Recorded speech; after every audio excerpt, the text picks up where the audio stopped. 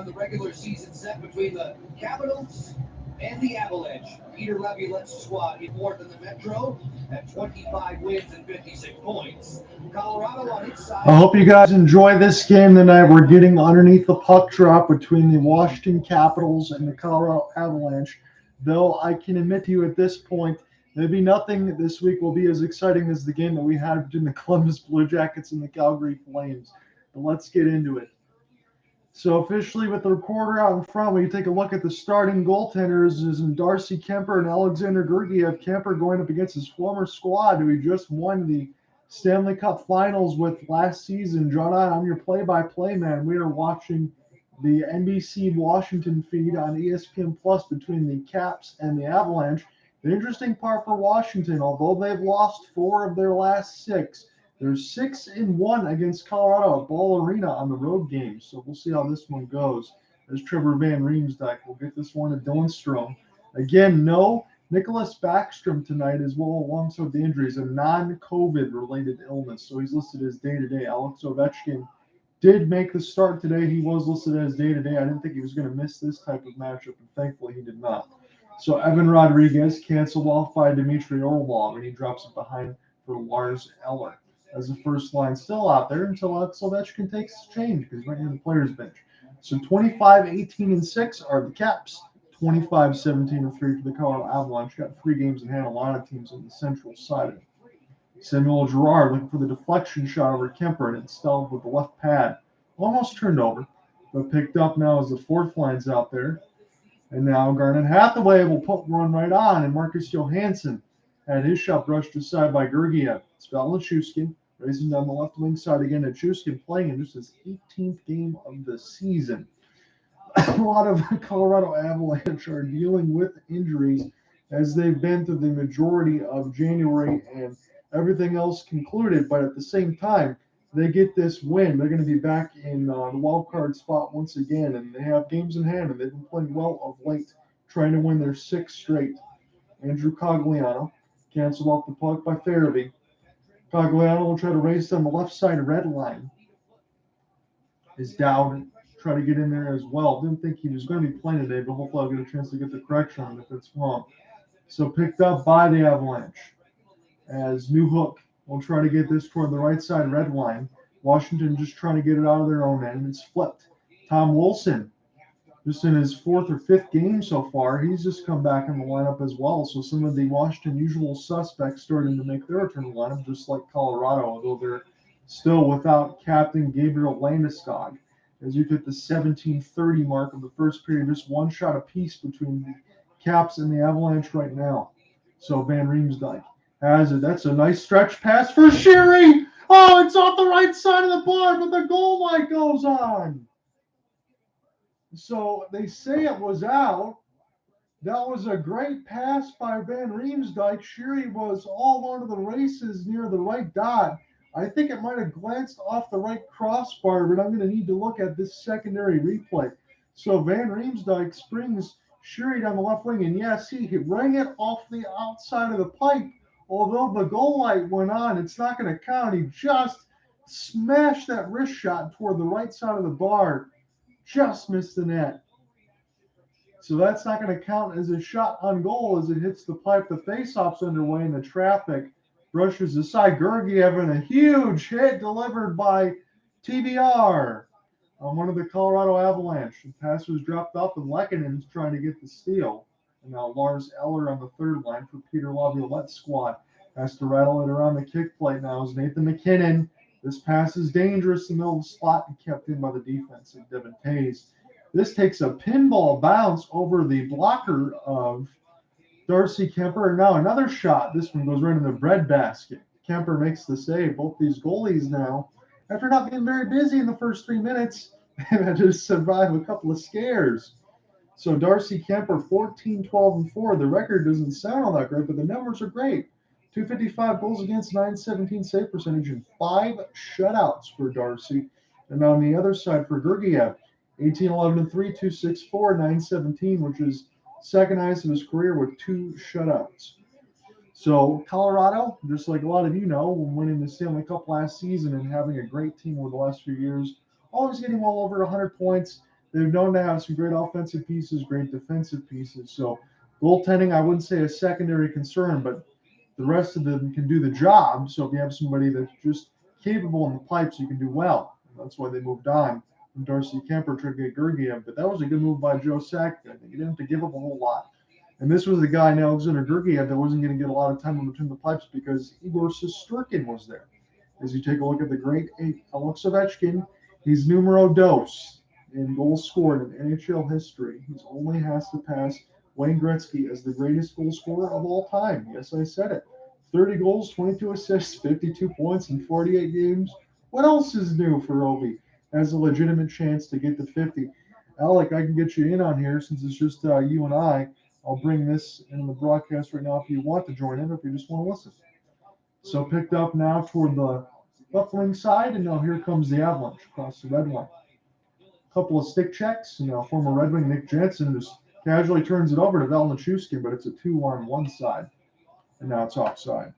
So Alec, how are you doing there, boss? I'm doing all right. How about you? Everything's good. I guess Cooper Hopkins yesterday gave me a little bit of a respite on that call. I'm glad you're able to join us on that one. I doubt, honestly, any game this week is going to be as exciting as that one, but I hope that this Avalanche Capitals matchup will be a good one. And when you mentioned about Columbus and Calgary, Johnny Hockey's return to Cowtown, him having 2 assists, unfortunately, Dylan Dubé, he spoiled the comeback for Johnny Hockey, unfortunately for his Blue Jackets, but it's an emotional night for him on that night yesterday. Yeah, no doubt about it. So Colorado now trying to get this puck out of their own end. It's picked up now by Evan Rodriguez off the tip. It bounces up in the air for Compher. And now toward the left side of the red line, it's answered by the blocker as the Avalanche still try to get this out of their own end. Cogliano's going to fire one on, and this is stopped by the stick of Compher and brushed aside. So, Alec, I'll admit to you, it's still odd calling Darcy Kemper's name in a Washington Capitals uniform as he's going against his former team. As a shot right on is picked up, and now the Avalanche can look to break out right to left in the cerulean and maroon jerseys that they usually have at home. The Capitals are in the white with the blue pants. So picked up now by Alexander Alexiev, and this will go all the way back in the own end. It's going to be a race for the puck, but it's going to go back to TBR. They'll play it off the kick plate. Nathan MacKinnon tries to hold this one in, and they'll get puck possession on the Colorado Avalanche. As this goes back to MacKinnon now. They'll put this across the neutral zone. He'll gain the entry, get the wrist shot on, and he missed it just wide of the right side post as he had the Jets totally on at that point. So try to get picked up now by the Capitals and then race down alongside the wall. So defense, they'll make some changes there on the Cap side, but this is entered by the Colorado Avalanche looking to win their 6th game in a row and get back into the wild card positioning. Again, they have games in hand just pretty much on everybody because of the water main break at Nationwide against the Nashville Predators. Going to have to make up some of those games. Capitals now try to gain the entry into the neutral zone. It's a chip and chase with the puck. And it's going to take no chances for Gergiev. He'll hold on with 14-16 in the first. Well, it's a little weird seeing Darcy Kemper still in that Washington uniform, considering that he won a Stanley Cup with Colorado. Nathan MacKinnon doing what he does best. That speed down right the middle, trying to get on that Washington defense.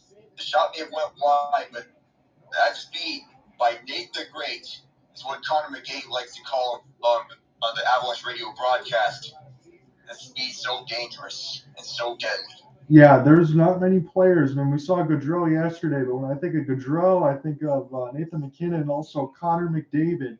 As far as having those type of jets, not many players also have those. And then, by the way, he's got the hands of God to pretty much finish everything, although he was just wide on that one, but a special player nonetheless. So picked up now by the Avalanche, and they'll drive this one right through center. And now Nick Jensen will try to just brush this toward the right side of the wall as this goes back to Dylan Strome. He's been a pretty good pickup on the 1-year deal. Again, he'll probably be a free agent when the season comes toward the end, so we'll see where he ends up going as his puck is iced. Going back to Compher, still weird seeing that he was a Stanley Cup champion with the Colorado Avalanche last year, and then we go over to Johnny Gaudreau that I was talking about earlier. Very emotional night, and then the crowd was initially boos, and then the tears during the tribute video, going back to boos, and his own teammates were mock-booing him at practice. I guess you have to do that to prepare you for the game environment, right? And just also bust a little bit and keep everything else all in fun, because there is a lot of nerves at that point. So Devin Tays will fire this one to the screen. This one gets solved by Compher. He makes the save with 13:36. We'll get our first media stoppage here.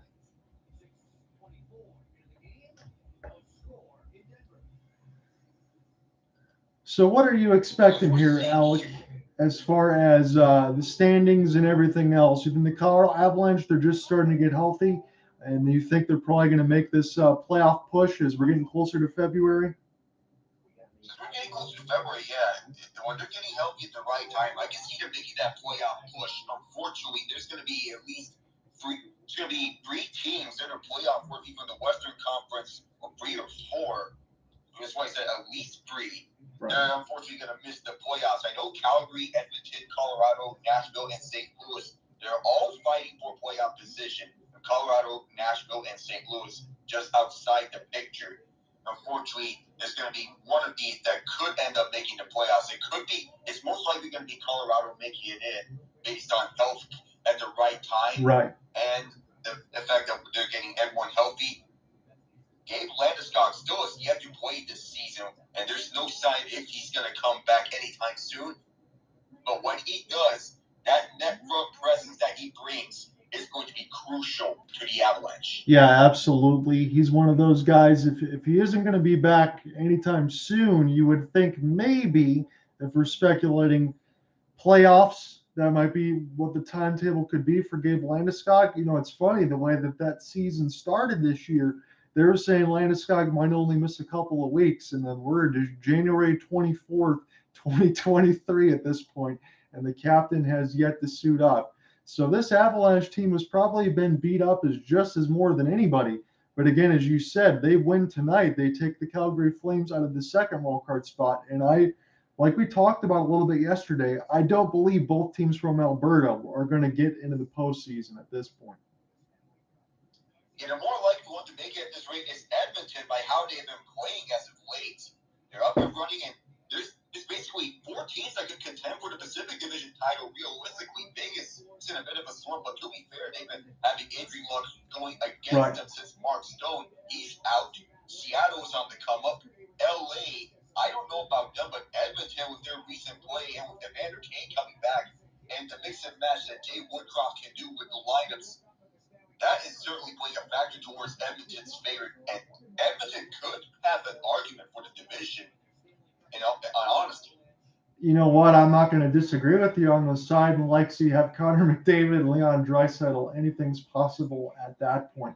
So Nathan MacKinnon tries to gain the entry. This will go back to Georgiev. He's going to have to play it quickly. This goes back to the defense now. JT Compher is using that 200-foot game, trying to pie that puck loose, and now this goes to Lars Eller of the Washington Capitals. So it's 5 shots to 3 in favor of the home team at Ball Arena. But the Capitals have won 6 out of 7 at Ball Arena on the road against these guys. So we'll see that. The Capitals kind of need these points right now, as much as Colorado really does. But again, Colorado has the games in hand. But they are just ahead of the Pittsburgh Penguins in that first wildcard spot. So they really need these 2 points if they want to keep pace. So picked up now toward the blue line side. As this is spun around, Tom Wilson will try to keep this one alive as Curtis McDermott just getting in his way. Evgeny Kuznetsov tries to also pry it loose for Peter Laviolette squad on the second line. So it's Kuznetsov and Wilson. Again, on the other side, no Nick Backstrom, non-COVID related illness, as he's going to miss today's game. Georgiev will play this one off the kick plate. I thought he was going to hold it, but the play is still alive, and bodies are coming together as McDermott's still trying to get there toward the right side wall. This puck has just kind of been stuck there over the last minute. Sonny Milano also in there as well, former Anaheim Duck. And now the Avalanche, they overskate this one and toward the players' bench as players continue to come together, and also stuck in the midst of line changes. And now we'll finally get the play blown dead. It feels like that should have happened maybe a minute ago. 11:51 in the first.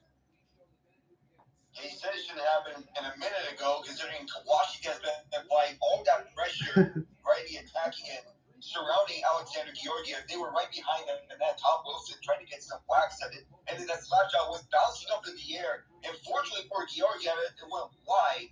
And then the other side, Colorado, he tried to get a 2-on-1 goal, and unfortunately, Alex Newhook overskated it and just blew an edge. Washington still with that pressure. They may have 4 shots on goal as opposed to Colorado's 5, but they're generating those chances, and they need those here. Yeah, they are. And then have somebody like Tom Wilson back up in the lineup. It doesn't matter how many games he's played or not played this year. You need that physical presence. He's going to have to provide some of that tonight like he did. So picked up now, Valeri Nichushkin tries to brush off one of the Capitals. And this goes back to Evgeny Kuznetsov. His long bomb pass, tried to get passed across, picked up across the red line, but no call on that one. So TVR will dump this one down as Erik Johnson tries to get around some of the body contact. Strome also there as well. Nick Jensen knocks down his man. And now the Avalanche might be able to race down. This is Nathan MacKinnon. Good defense there by Orlov, but it didn't matter. This got picked up by the Avalanche and finished off by Artturi Lehkonen. And they're on the board first.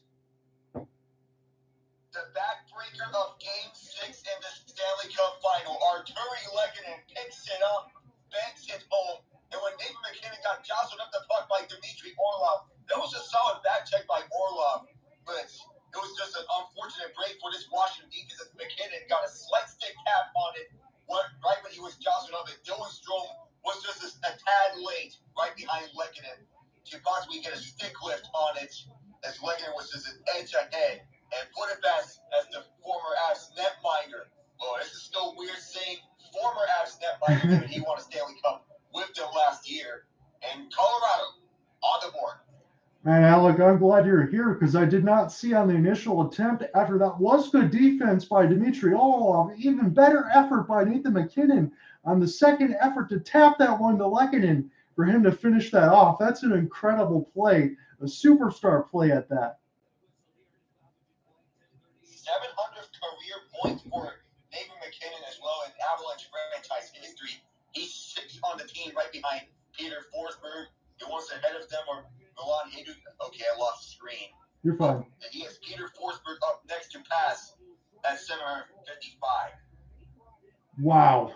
Alec, on that side, when you throw those names across, when I think of Forsberg, Sakic, some of the other gold standards in that franchise, I certainly will believe at this point that Nathan MacKinnon is going to stand that test of time and break a lot more records when it's all said and done. So picked up now as the Avalanche have just scored. It's Artturi Lehkonen again, who just seen across the Washington field, 700th point for Nathan MacKinnon. That's absolutely incredible because he really hasn't been in the league all that long, at least not to me. We'd have to get a double check on that one, as this is picked across the red line, gloved out of the air. Cogliano tries to play this toward the left side of the players' bench, and this touches the stick of Darcy Compher. Again, really nothing he could do on that one because the second effort for MacKinnon to find Lehkonen, that was just a walk-in wrist shot. After some initially really good defense, to be honest. So the Capitals will take their time and behind their own net, and we'll leave this one here for Evgeny Kuznetsov. Pass, and there's a trip.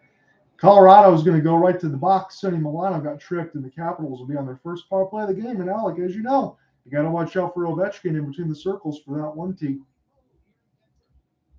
He sets up from his office, right that left circle, the place that he likes the most. That left circle right on the dot. And he hits that signature howitzer. Got to keep an eye on that once we get to this Washington power play.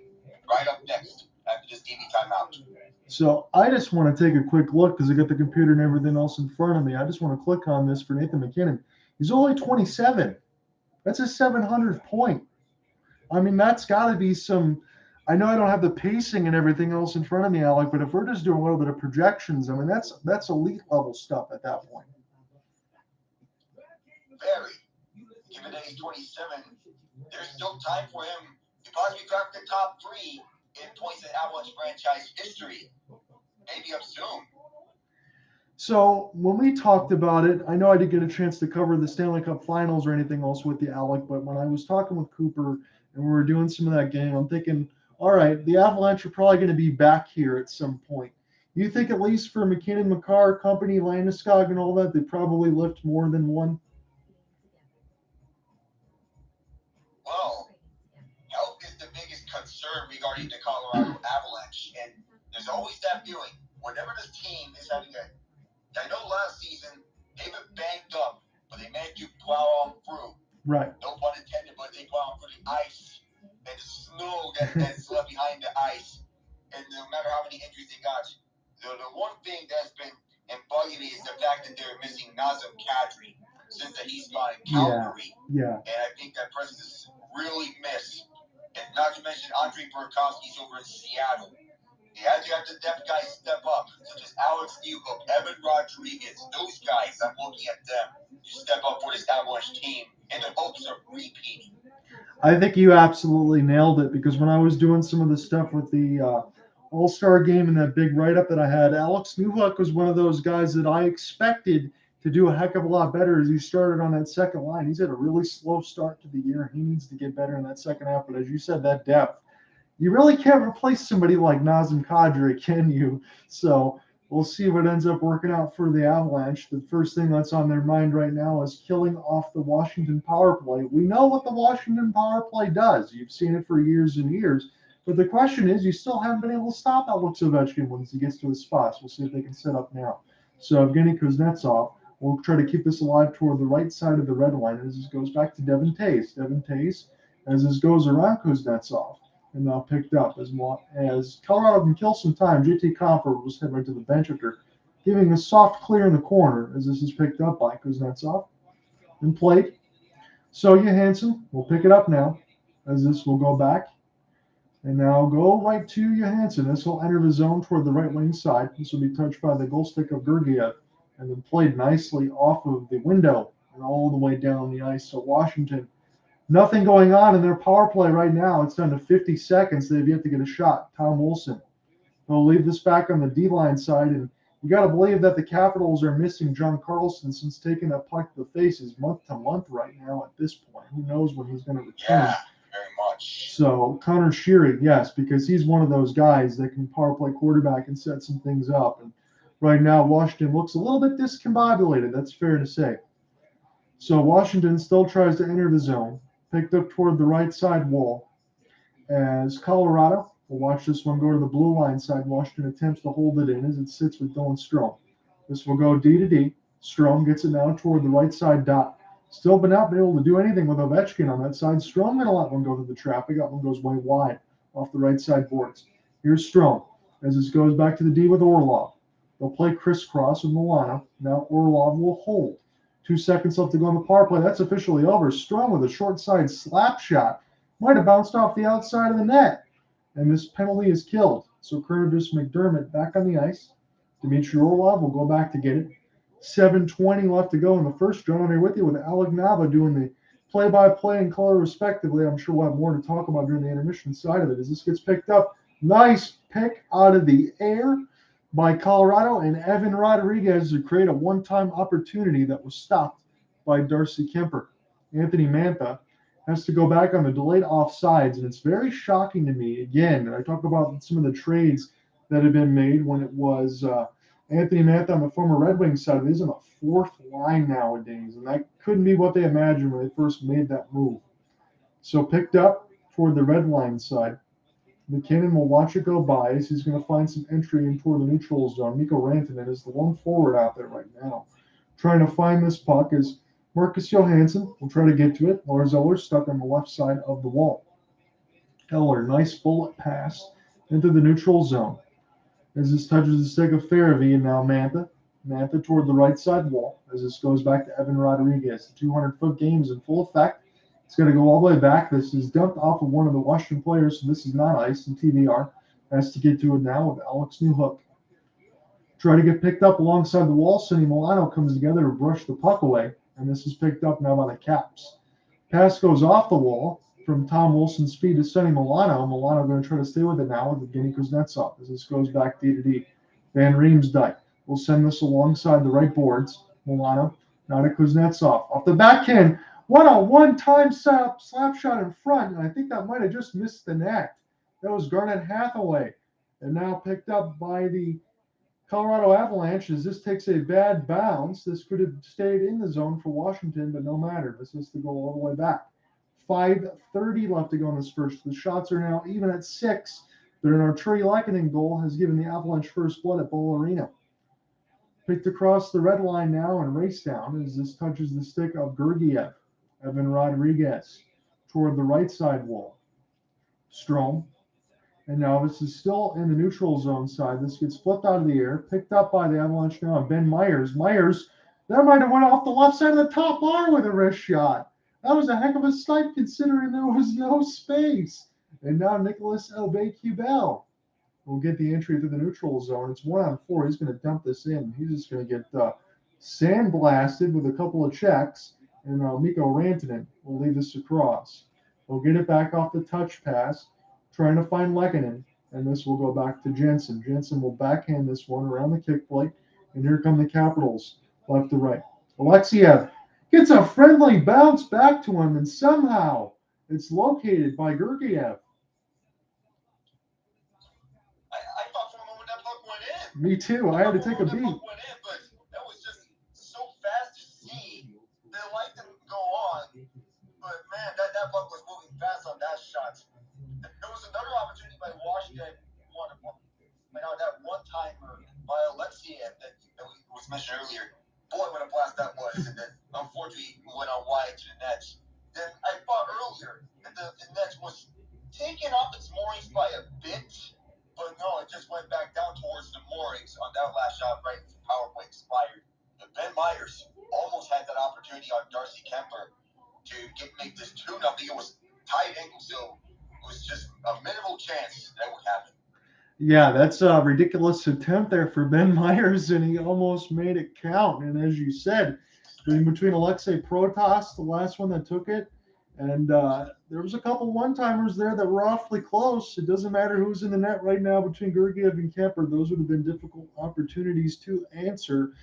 For me, I'm looking at the Washington Capitals. As we said, it's the first time for myself covering them this year. They've lost 4 of the last 6.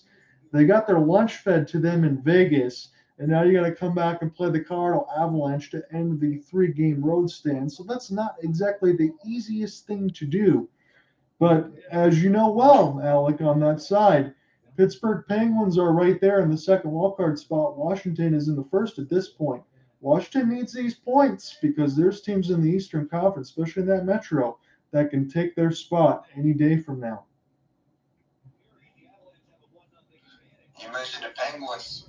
What are we seeing at PPG Paints Arena? It's 6-6, and they're in overtime right now between them and the Florida Panthers.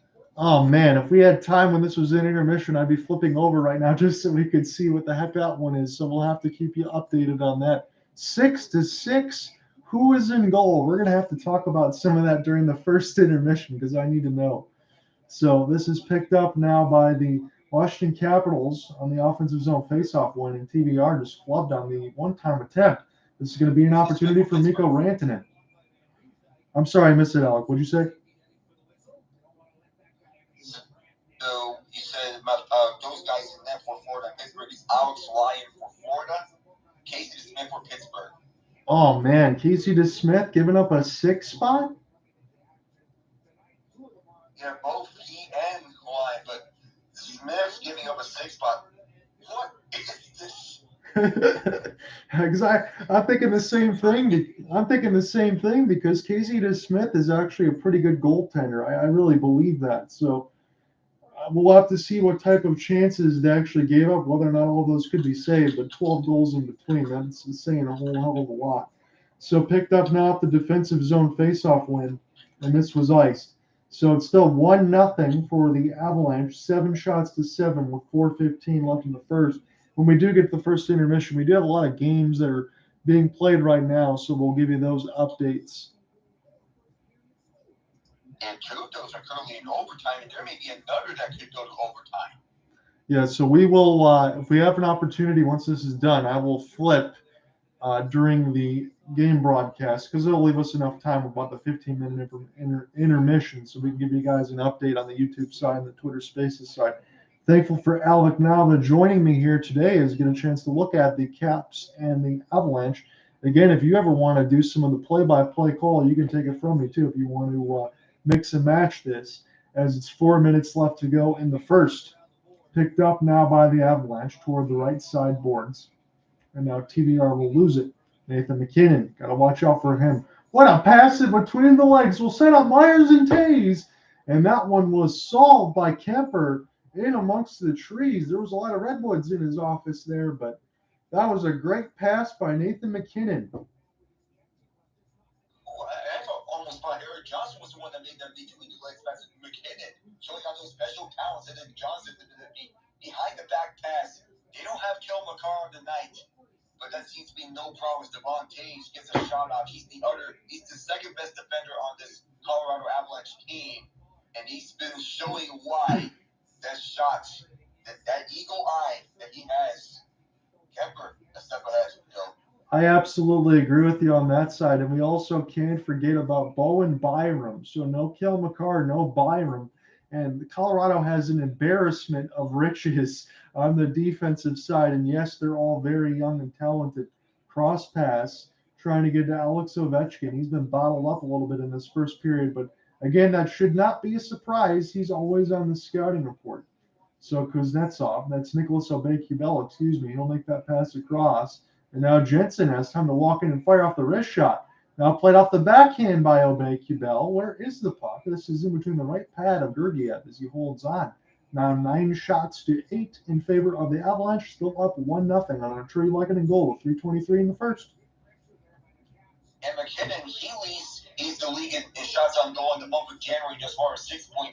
Connor McDavid just right behind with 5.5. MacKinnon 6.3 shots per game in this month. This is absurd. This is amazing stuff of this guy, MacKinnon. He's coming off a Stanley Cup year, and he is taking his game up. Oh, goodness. Something happened in one of the other games? No, there was a quick shot by Washington immediately after. Yeah, it was. Right off of the draw. Now, what I was going to say to your MacKinnon point, whether it's one of those situations where I'm looking at with rose-colored glasses, I like when the elite players shoot the puck at the net and try to keep things simple. I think that's a great strategy. That's also something that we've noticed a lot more from Connor McDavid. We know the points are always there, but this guy's also firing the puck at the net a heck of a lot more, and he's scoring a lot more. What a surprise there, Alec. Yeah, amazing.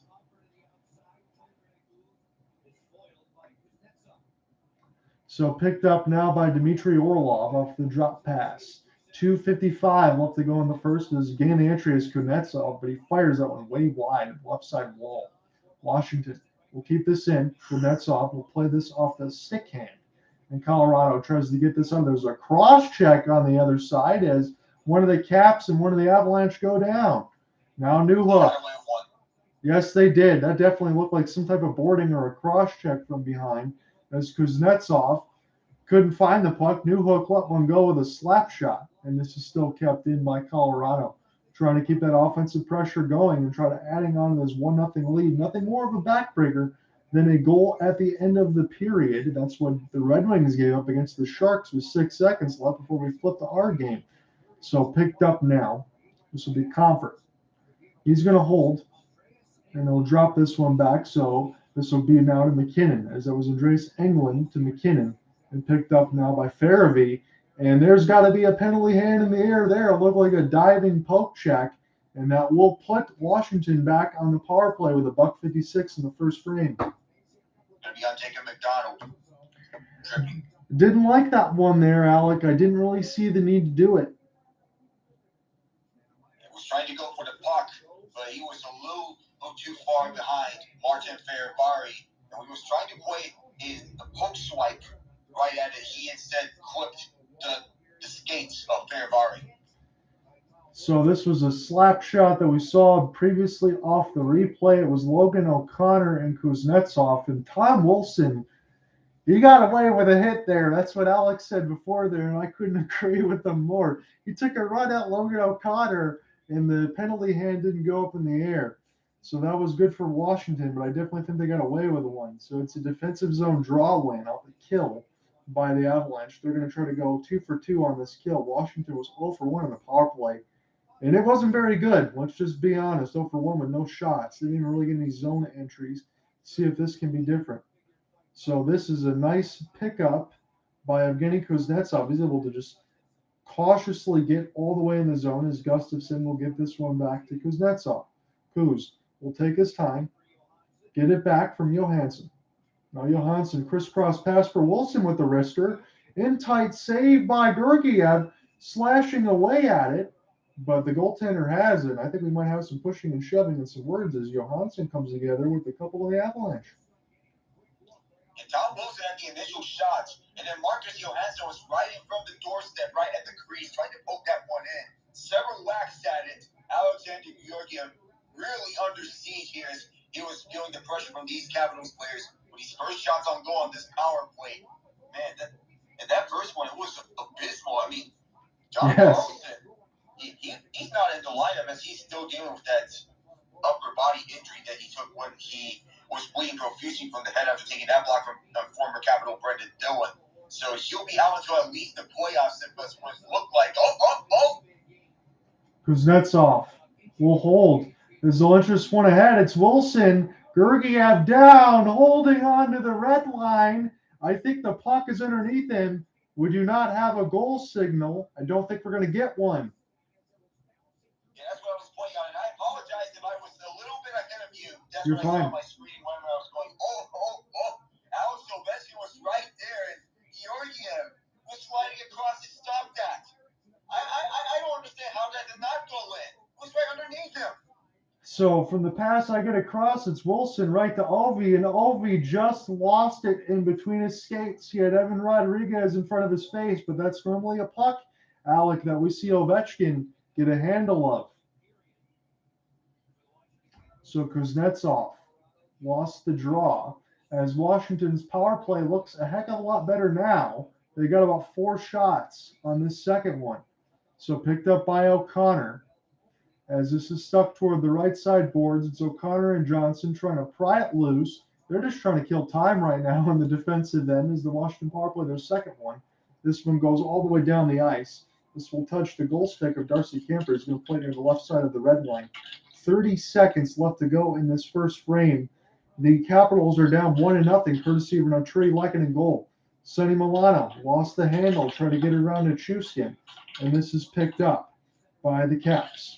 It's Orlov as he'll spin around. Orlov will take his time as they'll transition toward the right side of the red line. This is dumped down, gets knocked away by the Avalanche. It's probably going to kill this first period as Strome is going to make this pass across and shoot this one from about 60 feet. And that will end the first, although there'll be 5 seconds of power play carryover time. Colorado's got the lead 1-0. Good period by Colorado, especially on that goal by Lehkonen when MacKinnon got stopped. But had that second poke at it to had Lehkonen out in front. And Darcy Compher saying hello to his former teammates. So a lot of action here. We saw some goal posts, and we saw one puck go right at the back of the net.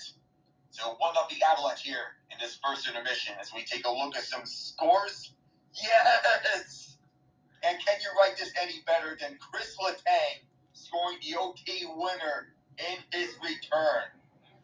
7-6, the Penguins win in OT. The Kings beat the Flyers 4-3 in OT. The Red Wings won 3-2 in OT. And I'm looking at another game here, Alec. I just flipped between the Lightning and the Wild. The Lightning have a 1-goal lead, and the Wild have the empty net pool. We'll see what happens with this one as we get a live look in. So I'm going to take a look at this for the next 55 seconds, and then we will go over officially what's happened throughout the NHL. There's been a lot of OT games, a lot of close games, a lot of good ones here today. Yeah, Detroit's game winner came just 25 seconds into the extra period, and Andrew Cobb, who had the assist on Jake Loman's game winner against the Penguins last month, he scores the winner here. So we have 25 seconds left to go between the Lightning and the Wild. It's all over in the goal crease of Vasilevsky. He's holding on to that right post. And now Brandon Hagel is able to get this one out, send it down the ice and in the yawning cage. The Lightning are going to take this game 4-2.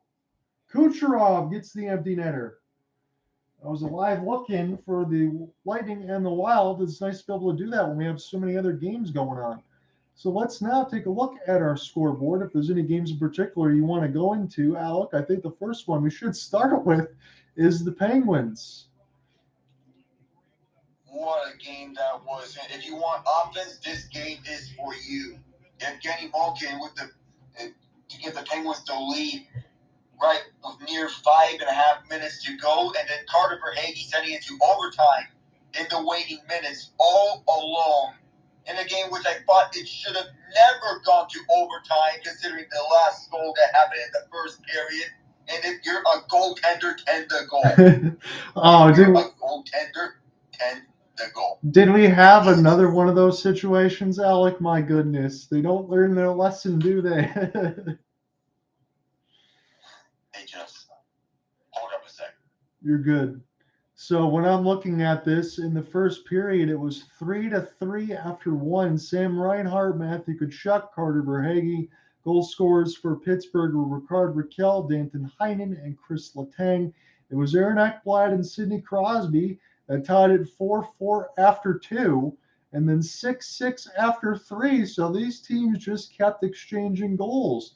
Colin White, Drew O'Connor, Evgeny Malkin, and Carter Verhaeghe, just like Alex said, but the game winner and the second of the game was Chris Letang on the power play from Malkin and Crosby. Assist number 30 and 34 for the Pittsburgh Hall of Famers in a 7-6 win. And even though Florida couldn't get that second point, you have to believe they'll take it because the Buffalo Sabres are really shooting up the standings right now. And they are kind of looking at a spot where they could take one of these wild cards. Oh, yeah. And we have to see this as the playoff race goes down here. The Buffalo Sabres gaining momentum. The Panthers got a point out of that overtime loss. They're still alive, but I did not expect them to be fighting for a playoff spot, especially since they won the President's Trophy last year. No, and it's one of those situations, Alec, where you think about Andrew Brunette, former head coach of the Florida Panthers. Look, I know that there was a lot of trades. We talk about it with Huberdeau, Mackenzie Weegar, and all of that. But this team from this season does not look like the same team from last season. And even the President's Trophy aside, team from last season, Alec, they could be down 3-4 goals and come back and win every game. They haven't done that. And also, they haven't shown some of that same defensive presence.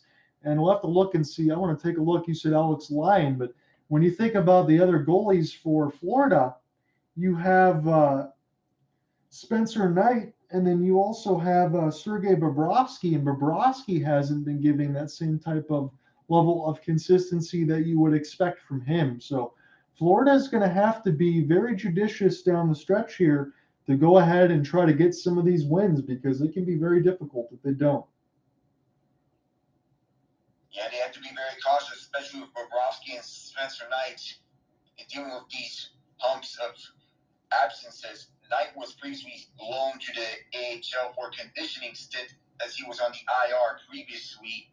We'll have to see how his recovery goes. And when you mentioned that this is not the same Panthers team as they were last year, they were known as the comeback cats last year. And this year, those comebacks haven't been happening as well. But they have to be very cautious. Yes, they have. Cautious. I wanted to make sure that I didn't put any requests on that side because I was going to ask you who that was on the Twitter Spaces side that was spamming requests. I didn't want to make sure they weren't jumping all over the broadcast here. So 4-3, it was a win for the LA Kings. Phoenix Copley got the win in net. It was 28 saves out of 31. Carter Hart took the loss, 34 out of 38. Although Philadelphia, they do get a point. They've been playing better of late. I know some people might want to bat an eyelash at that, Alec, but John Tortorella, you know how it is, and I have some feelings that I'll just cast to the side as far as what I think of him. But when you bring him in there, you are expecting to be able to get some wins. He does not care about where this team is going to be as far as the Connor Bedard sweepstakes. It's about getting points. And they got a result today against the LA Kings. It was Kevin Fiala. Who else? He got the winner in OT with 1:09 left. And when you mentioned Connor Bedard, Gary Bettman said that he's opposed to teams tanking intentionally.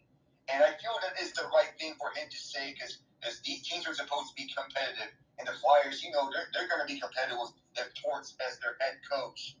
Even though he has a controversial personality. Right. I gotta respect him as a head coach and the effort that his guys put up. I think that's well said. I think it's very fair on both of our sides to leave it at that point because I agree with you. I think that's the best way you could say it. So for the Montreal Canadiens, it looks like, let me get this right. So Cole Caulfield, he's the one that's out for the rest of the season, correct? It's not Nick Suzuki. It's Cole Caulfield? It's Caulfield. It's with he was dealing with a shoulder injury and has been playing through that shoulder injury for some time. I don't know how long it has been. But the thing is, if he was playing for that shoulder injury, I think I don't know what took the medical staff until this moment for him to say, nah, he can't play any longer on this. It was that he should have intervened a little sooner, in my opinion, but that's just me. You know what, honestly, Alec, I agree with you, and I'm not going to do it just for the sake of agreeing, considering where Montreal is in the standings. When you have Suzuki and you got Caulfield, those are your two guys that you have to make sure that are your franchise centerpieces going forward. So if that was coming out that he was playing with a shoulder injury for, let's say, maybe a month or more, that is a spot where I would be a little bit upset if I was the general manager. Unless I'm the one that allowed that, let's say the general manager allowed that to go on, there would be some head scratching on my part.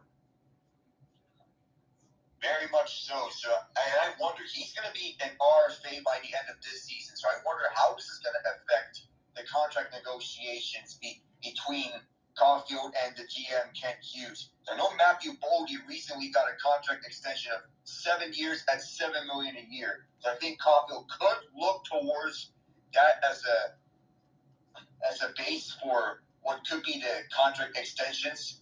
Probably somewhere around that average annual value. It's pretty crazy to say that already he would get that as a base, but I don't think I disagree with you at all. I think he's that talented.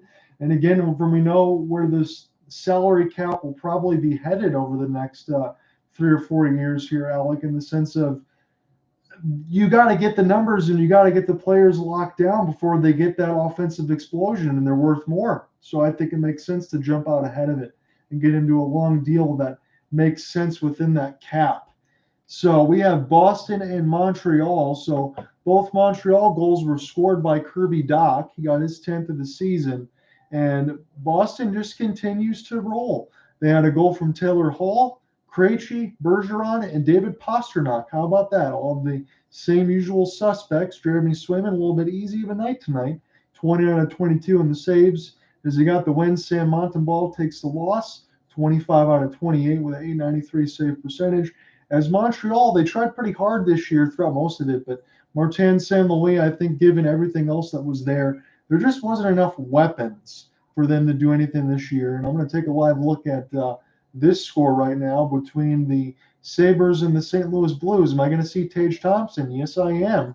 So in the first period, it was all Buffalo. It was Jeff Skinner, Alex Tuck, and Owen Power. Owen Power just scored the game-winning goal in overtime, the U of M product, the other night. He got his second now. Tage Thompson made it 4-0 before Ivan Barbashev and Braden Shen made it 4-2 as the Blues try to get back within this thing. It's Jordan Binnington in net. He's given up 22 out of 26. And on the other side, Ukko-Pekka Luukkonen, 16 out of 18 at this point, as Buffalo enjoying a 4-3 lead now as St. Louis, they've just scored. I had the live update in front of me. Jordan Kyrou from Brandon Saad. So 3 straight goals by the Blue Notes. They're not going away. Yeah, I got to appreciate their valiant effort in coming back here. Could they tie it up is the question. They were down 4-0, and so anything can happen in hockey. You started with the Penguins when we were up 4-0, and then you guys scored 5 straight to end the game, including the overtime winners I mentioned before by Jake Wallman. And it still bugs me to know that we're the first team to get grittied on in the NHL. I don't mean to laugh or anything at your expense because I know where the Red Wings are going to be, and I know Pittsburgh is going to be in a playoff spot, so you can feel good at that point. But I'm sure that doesn't feel good. But again, we're not I guess we're not bitter rivals anymore, Alec, because we're not on the opposite side of the conferences. This isn't how it was as it used to be in 08 or 09. Right. Because when you met up on opposite side of the conferences, and again, I respect the Penguins more than anyone, and I can say it completely just fair-sighted and be neutral. I mean, you can say what you want about Crosby, Malkin, Letang. I have nothing more than respect for any of those guys. But at that point, that was a heated blood rival at that point. And now all I can do is cry as my team never makes the playoffs as I watch these guys continue to put up numbers and get to that point. So always have the respect of the Penguins. When I think about the Red Wings now, I'll just make this point really quick and then I'll let you finish it out. In the sense of where they are in the standings, yes, they got the win against the Sharks. I don't know how much I believe in that, but at the same time, man, I don't know. I think the Wings could be in a spot where they could be in the bottom part in the sweepstakes and maybe have a 5% chance of the number one pick. Well, they never move up in the lottery bowls to go ahead and get something good. But I don't know if winning games is going to be the best thing for the Red Wings right now. I just hate to say it, but that's the way it is. I just don't think they're going to do much this year. Yeah, it feels like this is the part of the NHL standings that teams do not want to be in. Right. At the limbo area of the standings. Not good enough to compete for a playoff, but not bad enough to get a higher pick. And that's the one part of the standings that teams want to avoid, being at that limbo. Yep, that is the purgatory section, if you will, as far as all that stuff is done. So do you have any other thoughts here, Alec, about Pittsburgh or anything else while we have you on? I'm going to take a look at their schedule and pull some of that stuff up and see what they got upcoming. We got Washington next. That's on Thursday.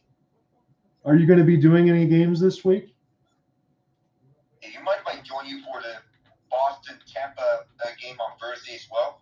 Yeah, you can. If you want to go ahead and take the call, you can do that too. Do you want to take the call in the second period?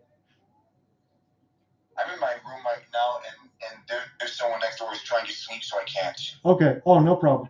But if we get to a different situation on the Thursday side and you want to take it, then you'd be my guest because there's no problem. The only reason why we didn't bring you in there on the yesterday side because I knew that was a game where Cooper Hopkins wanted to really get that call. We've been trying to work at that from the trade deadline stuff in the beginning. So I had to let him take the play-by-play on that stuff. That was his game, and I wasn't going to step on his toes. So we appreciate you joining in there with us as always. But yeah, you'd be more than welcome to join me on Thursday. I'm anticipating I will be here, and I shouldn't have to move anything for the midweek side because Detroit, Michigan, and everything else is going to be hit with a bunch of snow, so I can't necessarily go anywhere. Oh, boy. I wonder how much snow is going to be at the coming days. See. Oh, Wednesday. Let's see.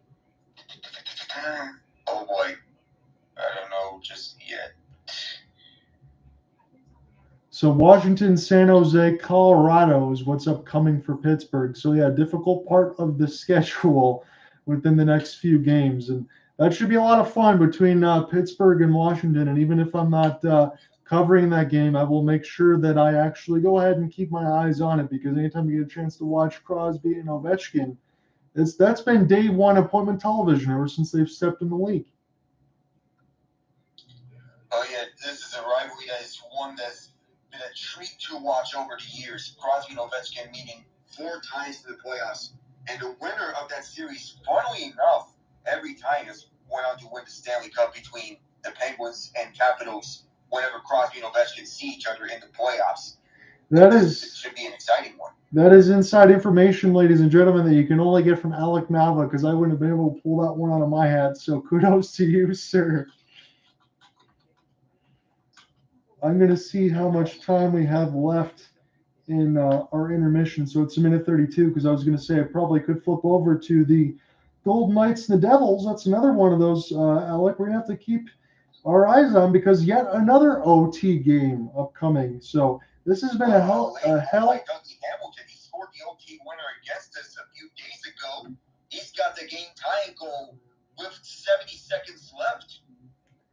This has been a hell of a slate of games on Tuesday. If this all goes to plan, let me just pull this up here as we got another minute. So let's just count them. 1, 2, 3, 4 games going to OT just tonight, if that's the case in the final 20 seconds. So you've certainly got your money's worth.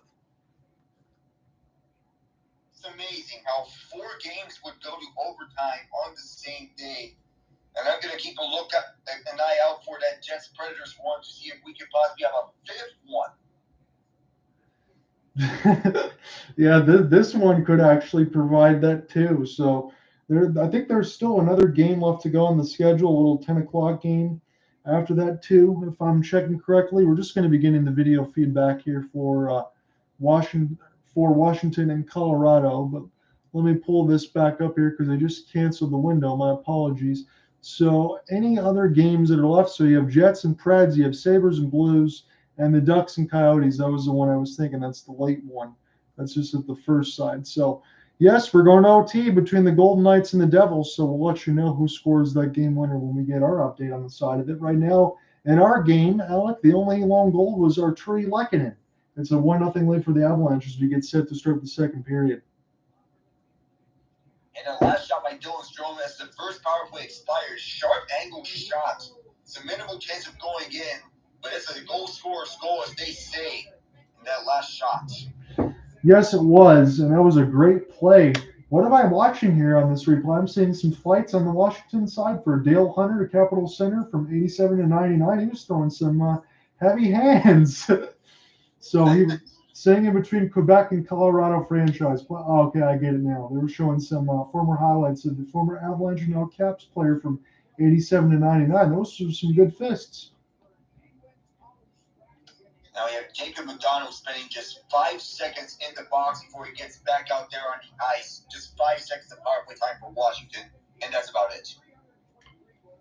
Yep, just the 5 seconds of carryover time, like Alex said. We're going to get ready here for the second period puck drop.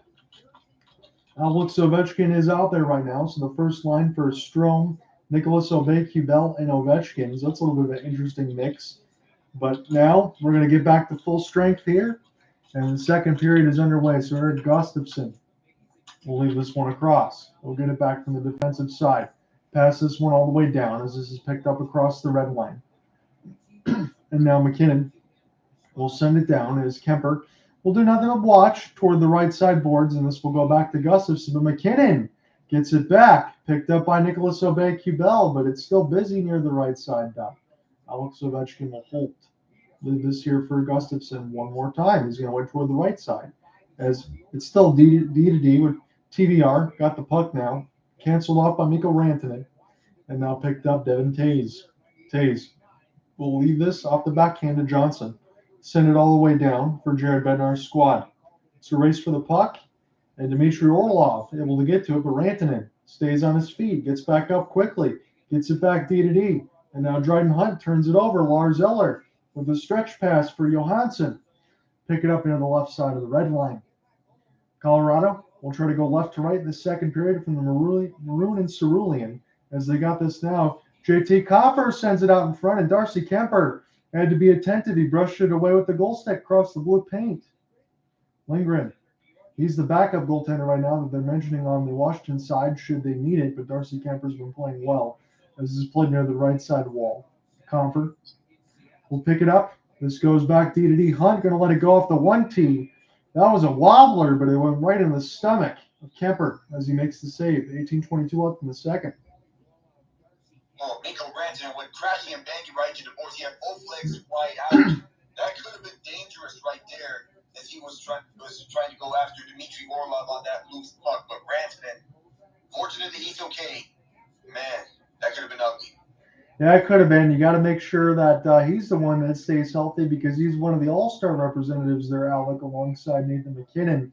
So you got to keep Mikko Rantanen healthy, and he's having one heck of a goal-scoring season, as he's had to because there's been a lot of injuries. So he's been putting the shots on net, and they've been going in. So offensive zone draw win, picked up now near the right side, and this goes up in the netting. So we'll get another stoppage, 18:17 in the second. That quickly. Wow. 13 shots to 11 in favor of the Caps, but it's Artturi Lehkonen lone goal from a second effort from Nathan MacKinnon. That's why it's 1-0, 18:17 left to go in the second. I thank you on the YouTube side, Marple, for joining me. That is, I'm watching some of the chat on that side. It's not Cooper Hopkins with me. It's Alec Nava joining me here today. He's probably going to join me for the next couple of days. I get Cooper back on the Friday side, maybe between Calgary and Seattle. But thankful to have Alec Nava in here because he's a hockey dictionary at that. It's always fun to have him in the cast.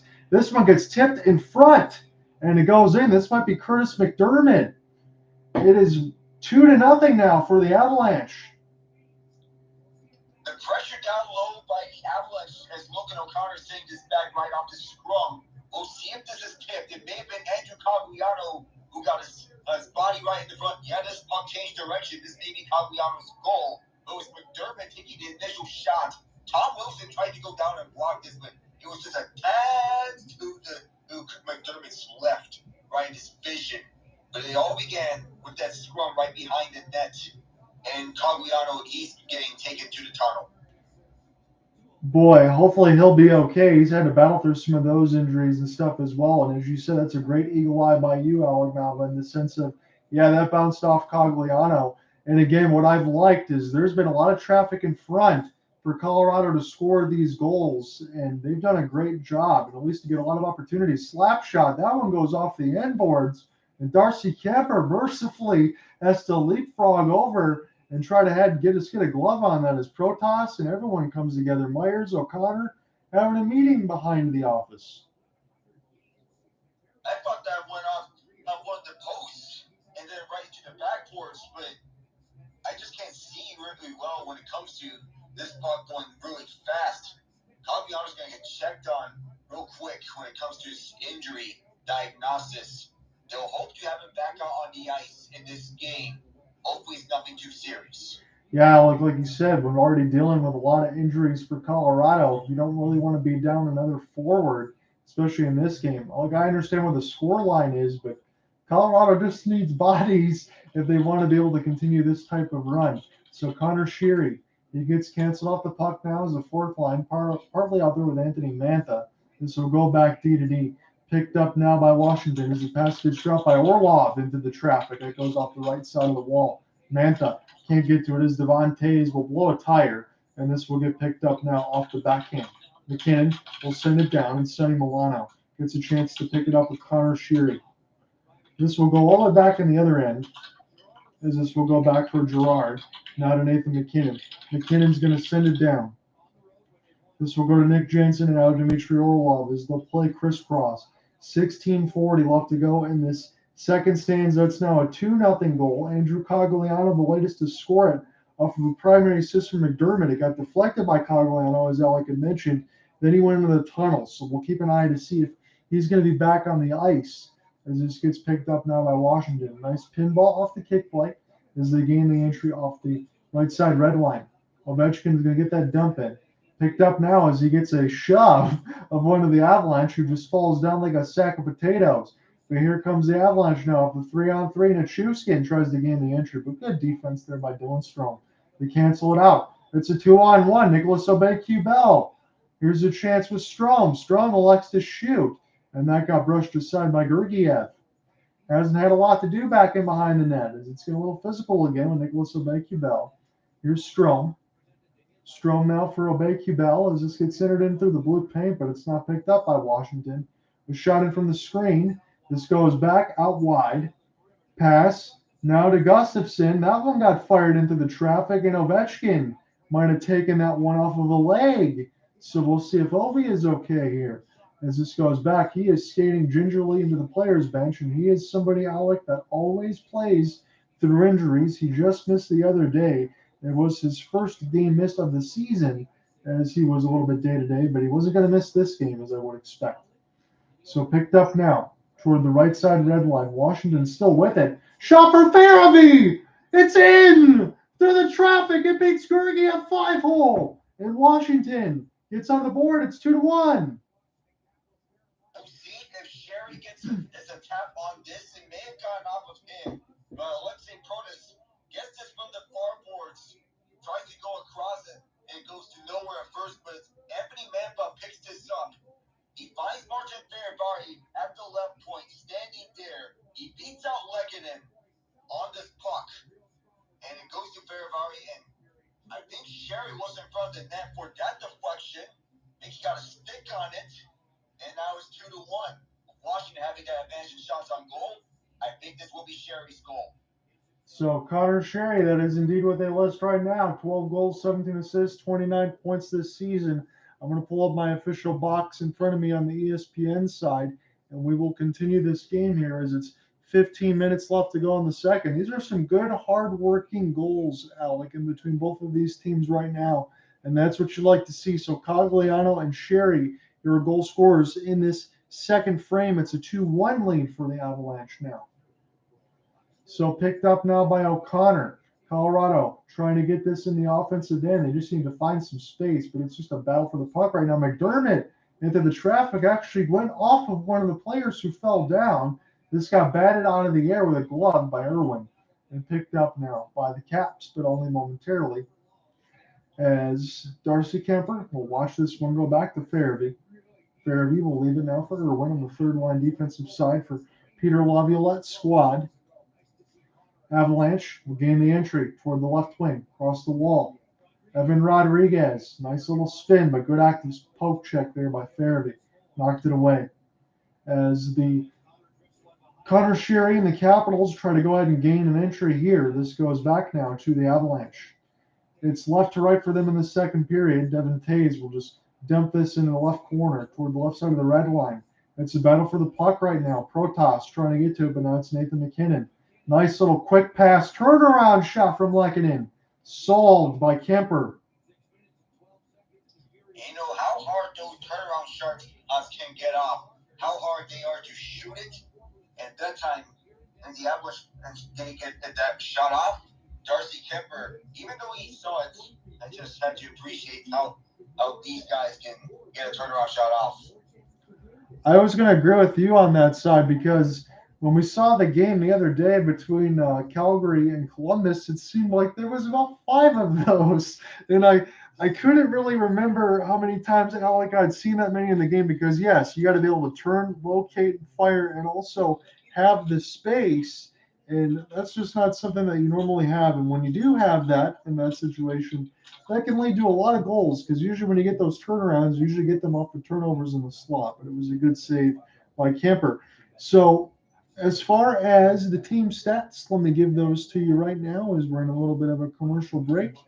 It is 15 shots to 13 in favor of the Caps, 13 hits to 9, and Colorado has the face-off advantage with 14 to 13. 2 power play opportunities, both for Washington, so that leads me to believe, Alec, as I'd like to say, as it goes along and it's one-sided, I think Colorado is probably due for the next one of these calls.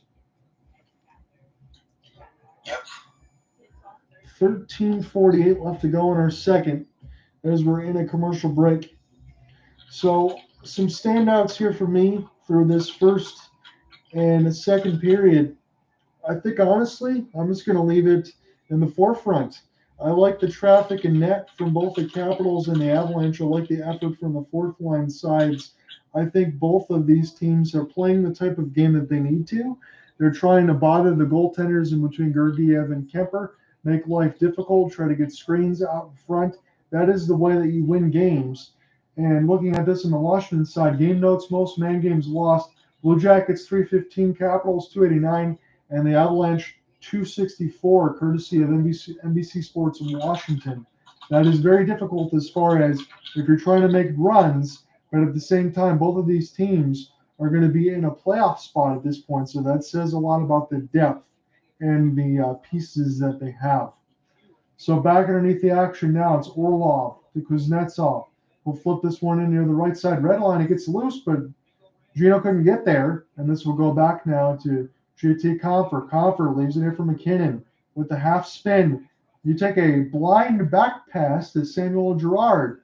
A shot in from the blue line. This gets picked up by Rantanen. Goes back to Girard. Rantanen now leaves it here for Nathan MacKinnon, the assistant captain.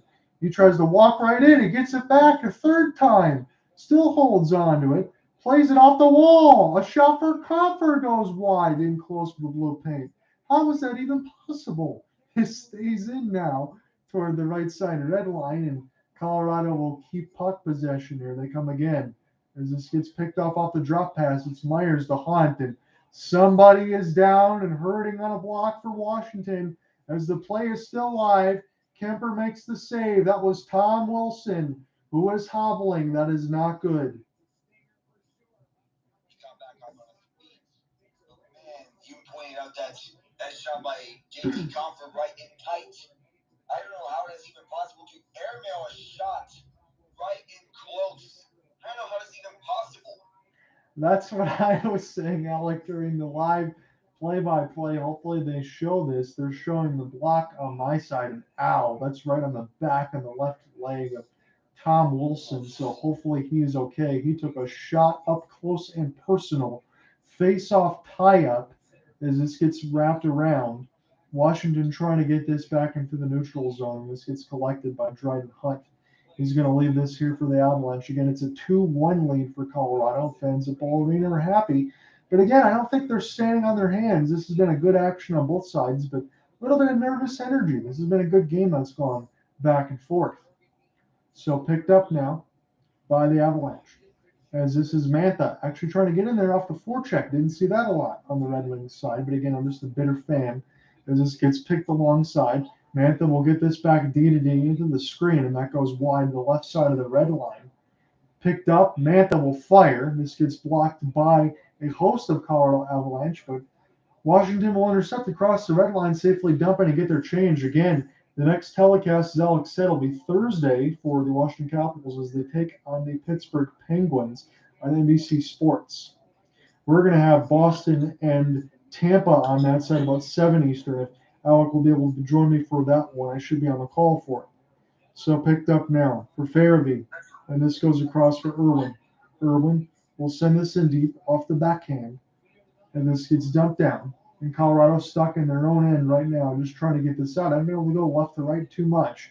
Now Logan O'Connor, it's a 2-on-2. He's going to gain an open space near the left wing side and fire it wide toward the right side of the red line.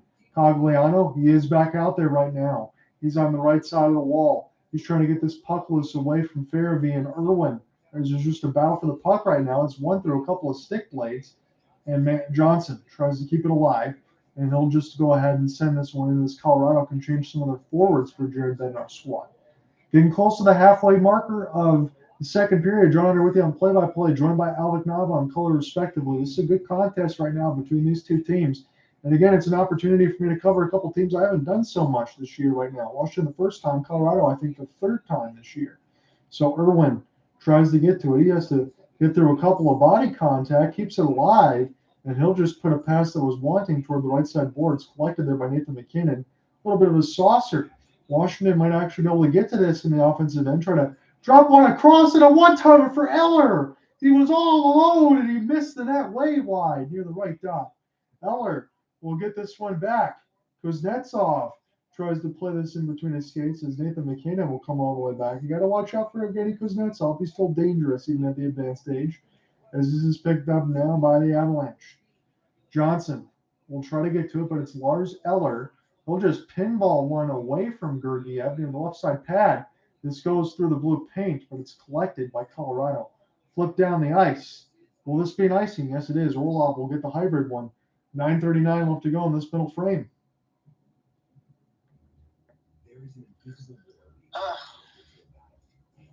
All even in shots. Washington trying to find a way to tie this up. Tom Wilson's been out there 9:05 tonight. And that second block was the one that stung him for a moment down the ice. He seems to be all right as of late.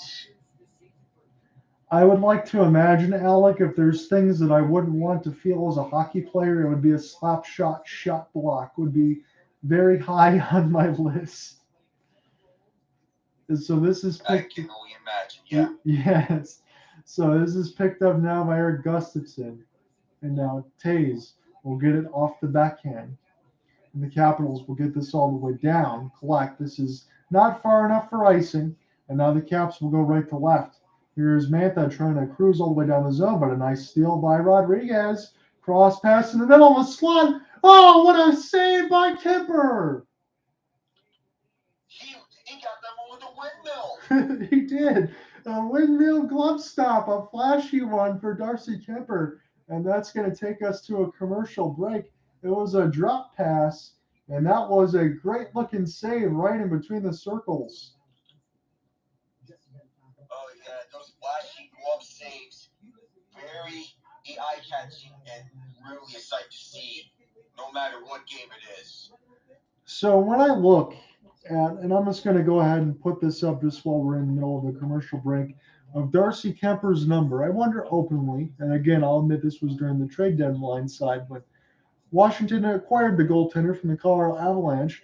Look at his numbers this season: 255, 917 save percentage. He's got 5 shutouts in 31 games. Obviously not going to get one tonight, but his numbers are 917. The highest they've ever been was 925 or 932, excuse me, when he had some time with the LA Kings. So 917 is right about thereabouts of his average. 918 is his career average. So for those like myself, I'll have to give myself maybe a slap across the head here, considering, what I think about Darcy Kemper. He's been Mr. Consistency with a career goals against average of about 249. So I think Darcy Kemper, when it's all said and done, already a Stanley Cup champion, he's been one of the most solid goaltenders, probably the most consistent throughout the NHL in his career. Yep, no doubt. You look at Kemper, of course, the Stanley Cup championship with 2022, and though he may not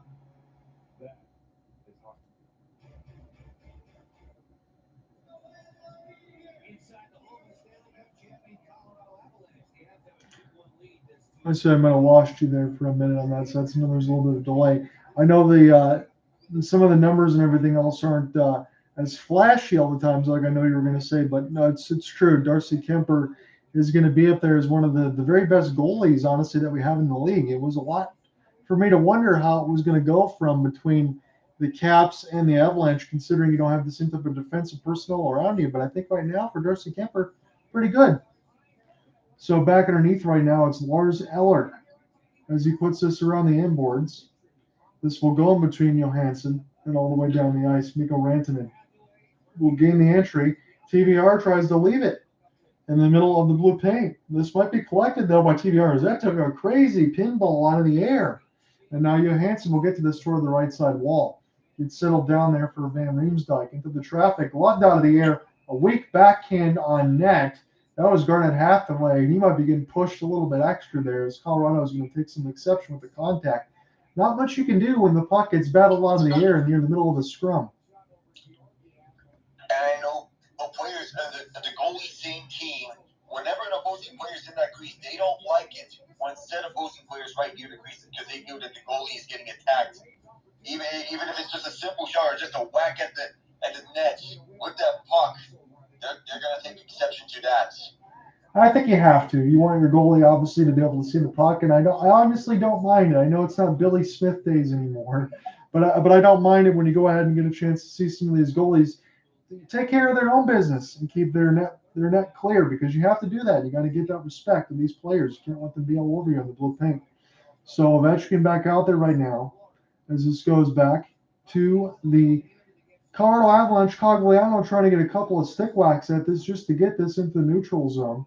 This takes a bounce off sides off Nicholas Aubé-Kubel. So we'll do this again in the neutral zone. 8:26 left to go in the middle frame. 2-1 is your score line for Colorado over the Caps. And this plays voice with offside. We got a shot of the 2023 Junior Avalanche of the U12. I couldn't see the full description as it faded away on time just before the puck went down on my end. But the Junior Avalanche, they're in attendance since they got interviewed by Katie Gauss, the sideline reporter, and the Altitude Sports Network feed. So good. On both of our sides, they got the NBC Washington feed, and you have Altitude Sports. So if we get any double coverage there, we can relay what we see to each other. So picked up now Gerard off of the pass. This just goes wanting through the blue paint as it couldn't find O'Connor. And now TVR will leave this as this goes around the inboards. Picked up by Ovechkin momentarily. His pass attempt just gets fluttered all the way down the zone to Curtis McDermott. McDermott's going to take his time. There's a quick little chat there with Alexander Grigiev. Forwards can take the change for Jared Bednar's squad. Some bodies hit the floor. This could be an opportunity out the 3-on-3, and this goes right in the catching glove from the Lehkonen shot. Kemper holds on. 7:34 left to go in the second frame. And that was David MacKinnon who stumbles a bit right on the Capitals defender. And Lehkonen took the shot. I wonder how that was would have went differently if MacKinnon joined the rush and didn't stumble right there on the spot at his own end. Maybe Lehkonen could try and pass to him, or possibly the third goal tonight for Colorado. That could be a possibility, but that's all speculation by this point. At this point, all I can do is envision it, Alec. I'd be thinking about a one-timer right in the middle of the slot, and I would think it would have been a much more difficult save. So it's Alexei Protas against Nathan MacKinnon, and Protas actually wins the draw, but it's still busy behind Compher's office. Connor Sheary will try to get this one as he gets canceled off by MacKinnon and sent back down the ice to Dmitry Orlov. They'll play crisscross with Nick Jensen, former Red Wings. They'll get this one down near the right side of the red line as this gets collected by Johansson. Johansson off the backhand clearing attempt gets this to the neutral zone. Lehkonen, nice little setup there for Compher, but then he had to back skate, ran out of room. So Orlov, here's a pass for Mantha. He's got to get on his horse, try to get around Devin Tays. He cannot, but it goes back. Picked up now by McDermott, and now Tays. Tays will flip this one. This gets gloved out of the air by the Caps, and it falls back to Tays now. Tays can take his time. Compher gains the entry across the red line side. Watch it spin around the kick plate. Orlov back there on defense right now with Evgeny Kuznetsov. Colorado with the puck is Valeri Nichushkin, former Dallas Star, will spin with it. Fluttered. It's Losa's second save off the pad of Compher.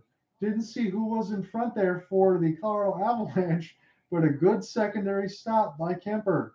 Picked up now by the Washington Capitals as they'll take their time with Dmitry Orlov. They'll spin it back to his defensive partner and Joel Farabee. Farabee will get this across now with Ovechkin and dump it down the ice. Colorado in their own end, still holding on to a 2-1 lead. It's 5:55 left to go in this middle frame. Colorado will gain the entry now with Compher shortly across the right side wall. Compher will go ahead and collect as this gets sticked away again in between the boards. Picked up now by the grade 8. He's going to leave it here for Eller as he gets a long shot in from about 60 feet. Eller will collect again. Drop it off from the point.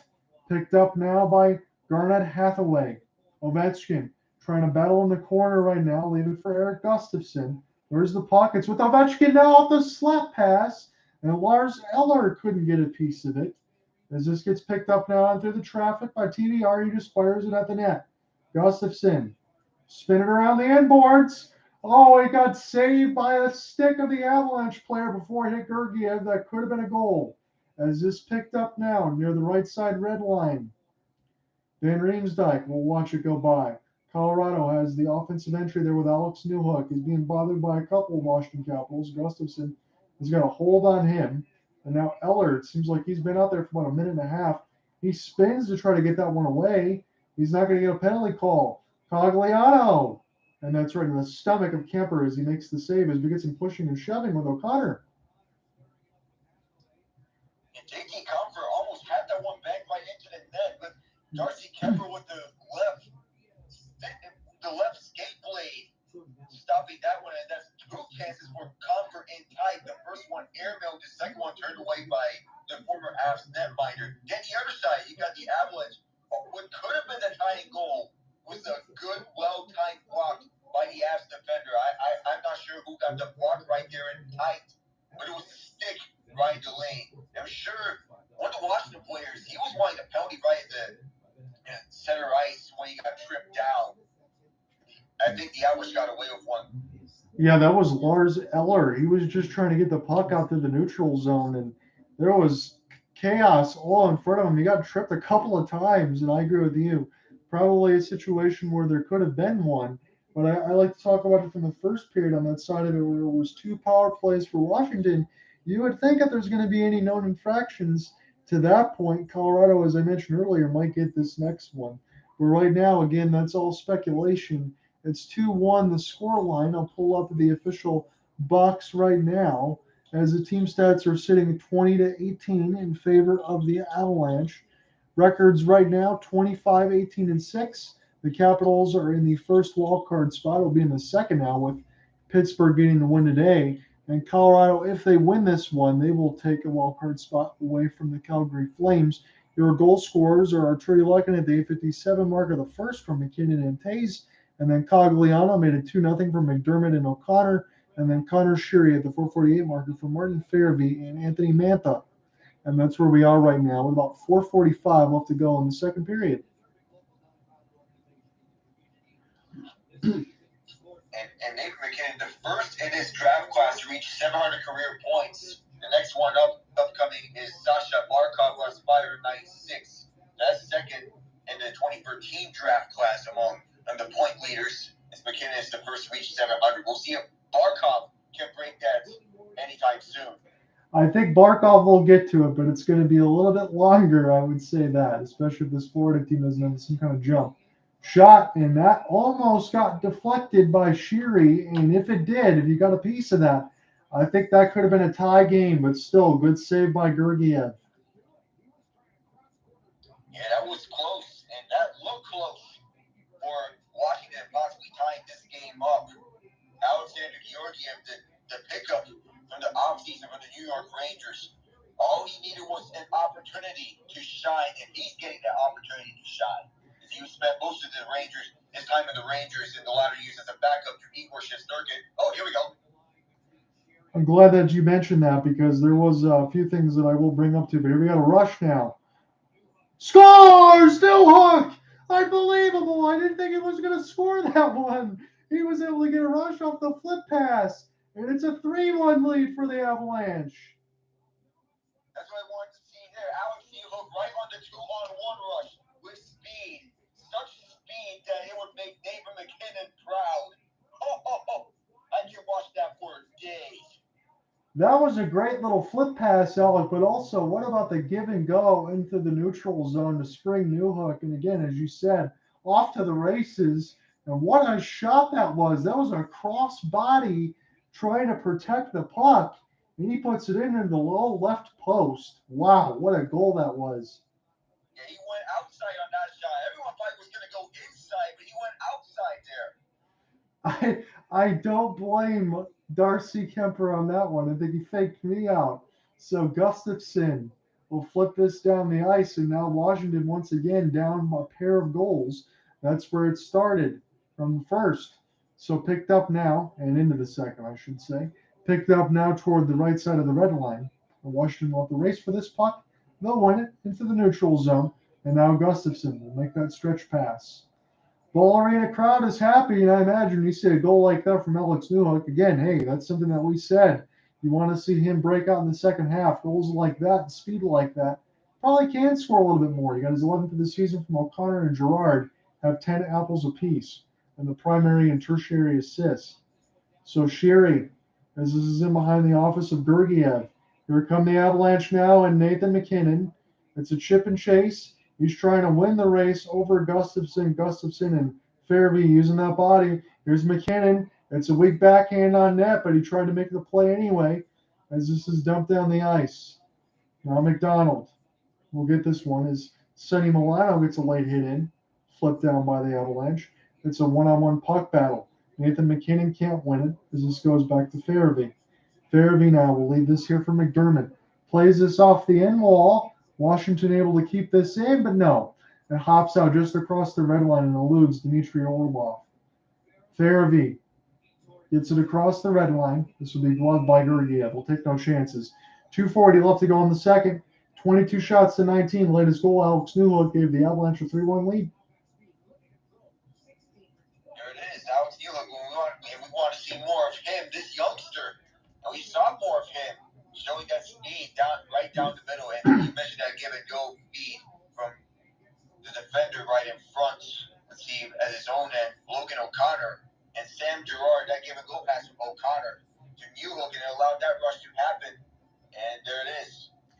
I think from what we said, because I just saw the stats in there between 11 goals and 8 assists in 46 games for Nichushkin, I think the ceiling is a lot higher for him, Alec, and I expect as the seasons and years go along, the Nichushkin's going to be a big part of this team.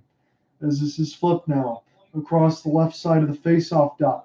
Try to be collected now by Eller, holding off the forehand. He's canceled off a little bit by Samuel Girard. Again, it's just good to see him back on the ice. He missed a lot of them during the Stanley Cup playoffs last season. He's one of the ones that have been healthy.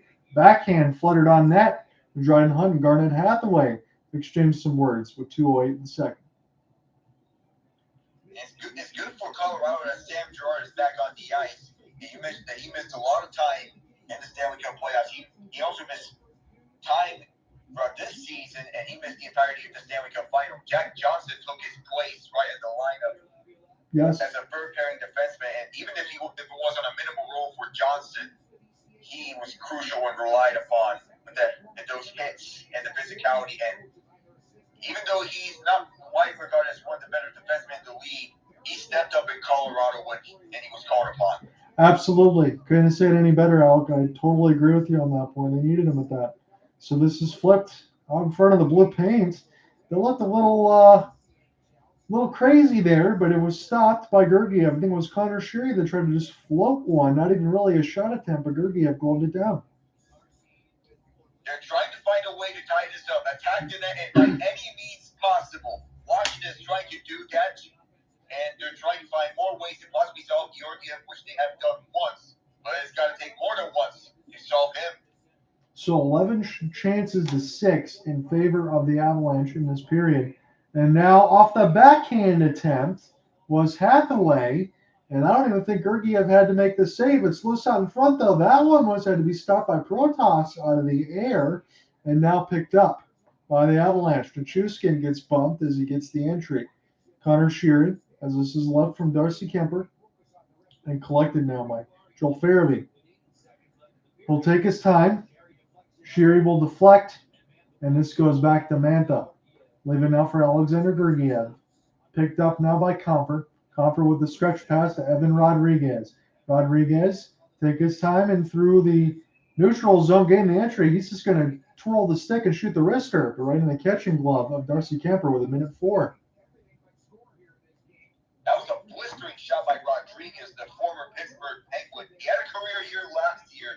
I think he's carrying over his skills over to Colorado. See how the season goes on for him as it progresses. Yeah, no doubt. I mean, as you said, we talked about it earlier with the lack of depth or thereof when you lose players like Andre Burakovsky and you have some injuries and things like that. And Nazem Kadri, you got to find some of these other players that step up. So, again, as you said, I expect Colorado to continue to find those pieces as the season and years move along. This is hybridized, so Washington cannot change, and Colorado's going to have an offensive zone drop coming with 56 seconds left to go in the second. It's 25 shots to 23 in favor of the Caps, but on the scorecard run where it matters, it's a 3-1 lead, back to a 2-goal lead for the Avs. And they mentioned a 2-goal lead, the most dangerous lead in hockey, because you don't know what to expect if the other team is bound to make a comeback later on in this game. Tampa Bay almost came back on Colorado in the first game of last year's finals. No, it was Colorado going away in the end in overtime. Colorado scored the first 3 in the first period. Tampa Bay almost came back, as we should mention and point out. Nicholas Aubé-Kubel set up there from Ovechkin. That shot went up into the netting, and yes, they did. And I couldn't believe that. I know they won the series in 6, and Cooper Hopkins picked that. I took it wrong. I said Tampa in 6. At least we thought it was going to go 6 games, but in the sense of you get that one game, and then you get a 7-0 drubbing of Tampa Bay in Game 2. A 7-0 in the Stanley Cup Finals is not something that I can ever remember, and that's one of those ones that'll be in the annals of history forever. So picked up now. Go ahead. Yeah, I was just making a remark. On the sense of it, yeah, that's just something that you don't normally see. So the shot clock on mine for the Washington side is frozen. I think they're going to have to catch up some of that a little bit as they're speeding it down. I think it's down to about 30 seconds now. Down the red line side, it's Logan O'Connor. He gains the entry to the neutral zone. His shot gets blocked. Sticked aside by Compher. And now Logan O'Connor. We'll leave this here for Dmitry Orlov. O'Connor tries to find it. Again, the score clock is gone for me, so I'm assuming it's going to end at any moment right now. It's probably about 15 seconds in, as this is stuck around the right side boards. Strome, and there it is, as it's going to be a 2-goal lead for the Colorado Avalanche as we're going to be heading to the third period.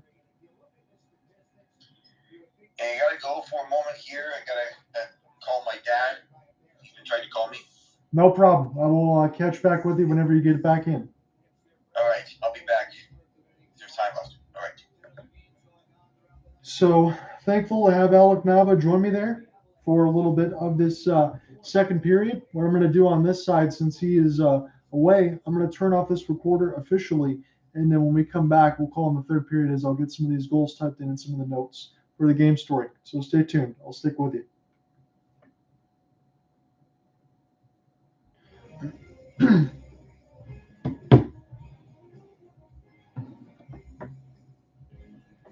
Intermission Live, presented by CIS.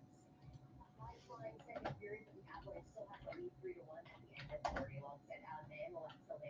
This is CIS Secure Intermission Live. Alan, I felt like it was just like the first. Capitals had plenty of chances. The scoreboard sadly doesn't show. And they've had high danger chances. So point blank, to the top of the crease, below the hash marks, and they can't score a goal. They're getting a lot of unlucky bounces right now.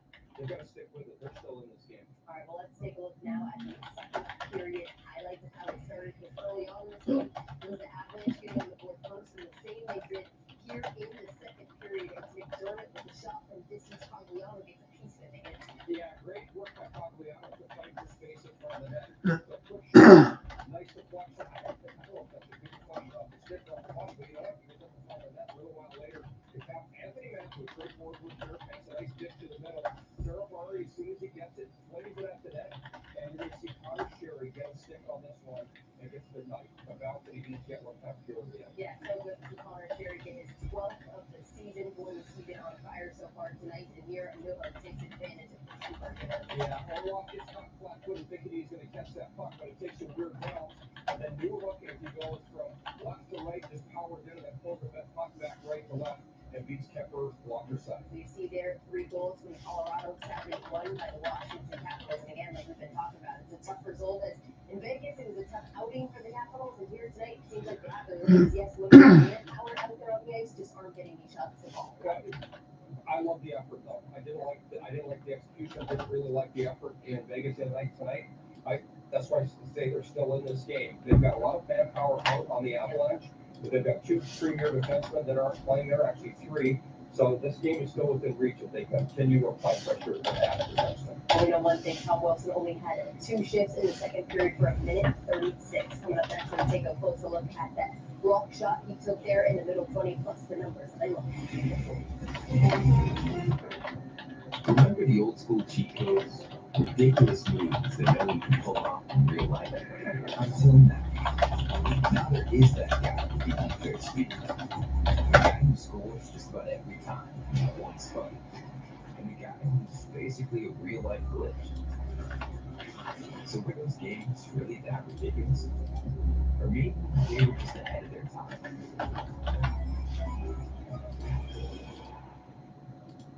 We at Toyota of Ann Arbor would like to thank our customers and the community for making us the #1 Toyota dealer in all of Michigan. Up first in our dealership's 51-year history. It's been a great honor to serve you over the past year, and we look forward to many more. We strive to make your experience as worry-free as possible. It's our guarantee, and it's yet another reason why we're #1. Stop by and see why your Toyota buyers choose Toyota of Ann Arbor. 200 pounds instantly.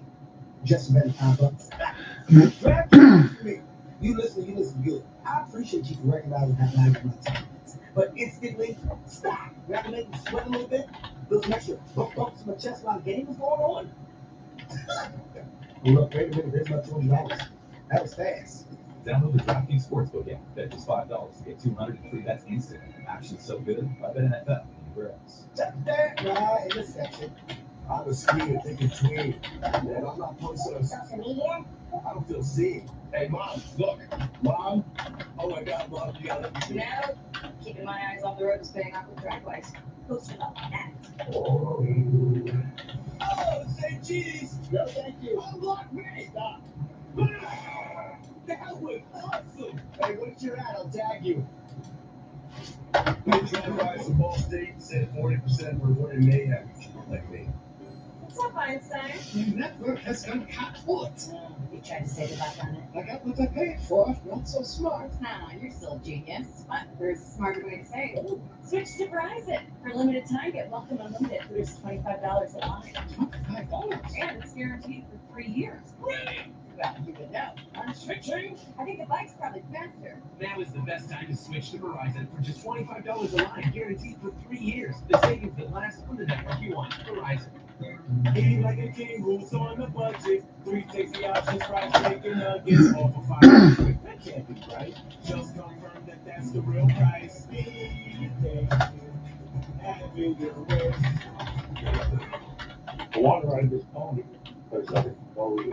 Millions of people are suffering from low energy, commonly known as low E. With my low E, I can never finish this training pants. Low E has hurt my performance. I haven't been able to make the bet in years. Now there's hope. Planet Fitness replaces low E with Big E, which keeps you energized and glowing all day. Simply join through the free PM app. $1 down, $2 a month. Cancel anytime. Deal ends January 31st. That's my boy. Tennessee, UConn, we moved into the Raptors, we moved to the Packers, we moved to the Packers rivalry chapter. It's off Thursday at ESPN.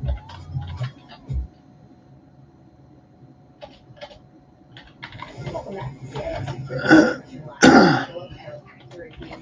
Shots on goal, 42 batters left, 3 in favor of the Washington Capitals, 10 block shots now, and 19 hits so far through 2 periods played for the Caps.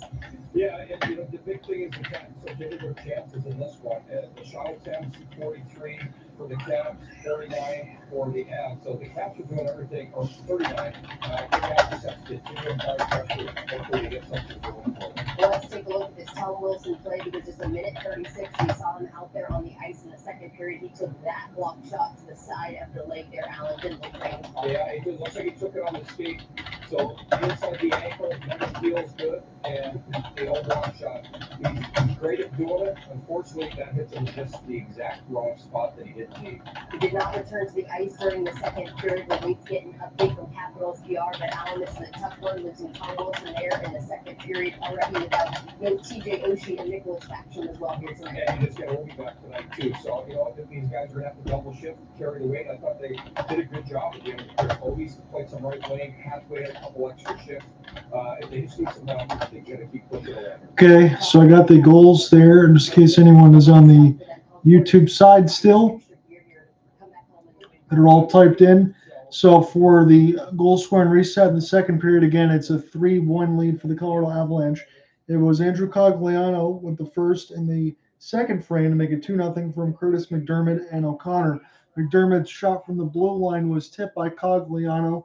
It bled through and went in the net and beat Darcy Kemper. Connor Sheary had something very similar at the 4:48 markers. Martin Fehervani's shot was tipped by Sheary. It went through the 5-hole of the other side. Let me look. And then Alexander Gergiev. Make sure I get those all correct because I'm usually calling Darcy Kemper on the Colorado side. So it's still a little bit of a mind thing. So picked up into the latest goal was the second period of Alex Newhook. It was 11th. It was a great pass in the neutral zone by Logan O'Connor. It was a subtle one. They were both near the neutral zone. O'Connor's pretty much toward the player's bench. Picked right up in the middle of the red line by Newhook. He does the little puck protect toward the right side of the wing, cruises all the way down, and as he's in the middle of his puck protect, snipes a cross-body wrister when everyone's expecting to go to the right post. He goes to the bottom of the left post. It's in, and it beats Kemper for a 3-1 Colorado lead. On the Washington side for the intermission, they've mentioned that Tom Wilson will not be playing the rest of this game. He has missed most of this time, and now he's just back on the injured list again. Again, no Oshie, no Nicholas Backstrom with a non-COVID related illness, and they just got Alex Ovechkin back. I think they're going to be losing Tom Wilson again for a little bit longer.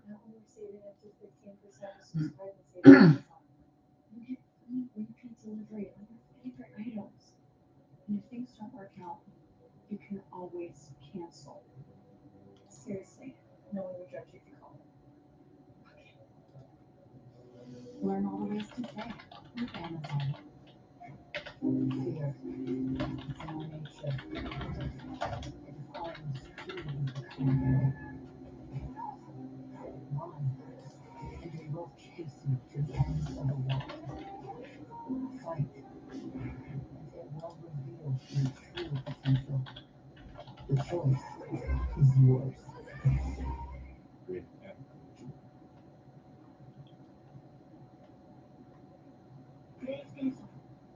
What did you expect? Do you think you can relax?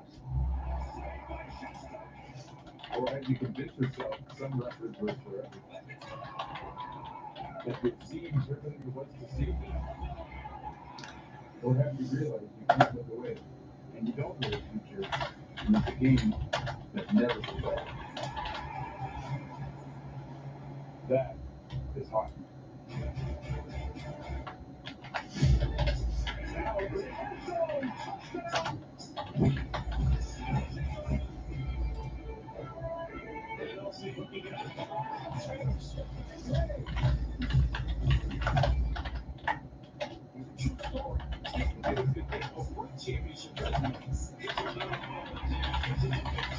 It's a top 10 show but a clash of old school blue bloods. Experience the SEC Baseball Challenge doubleheader Saturday at ESPN.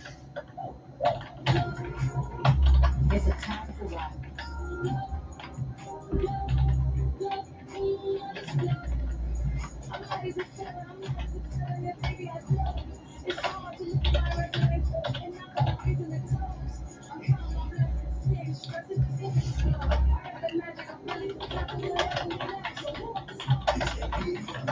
Saturday prime time, beginning at 3 on ABC, home of the NBA Finals.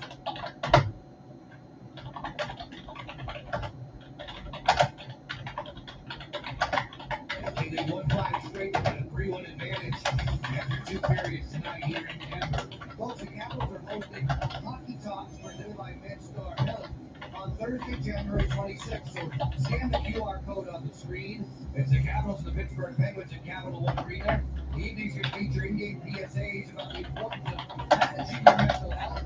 Feature stories and more. Limited tickets do remain, so be sure to join us for the evening. Visit watchcaps.com/hockeytalks for more information.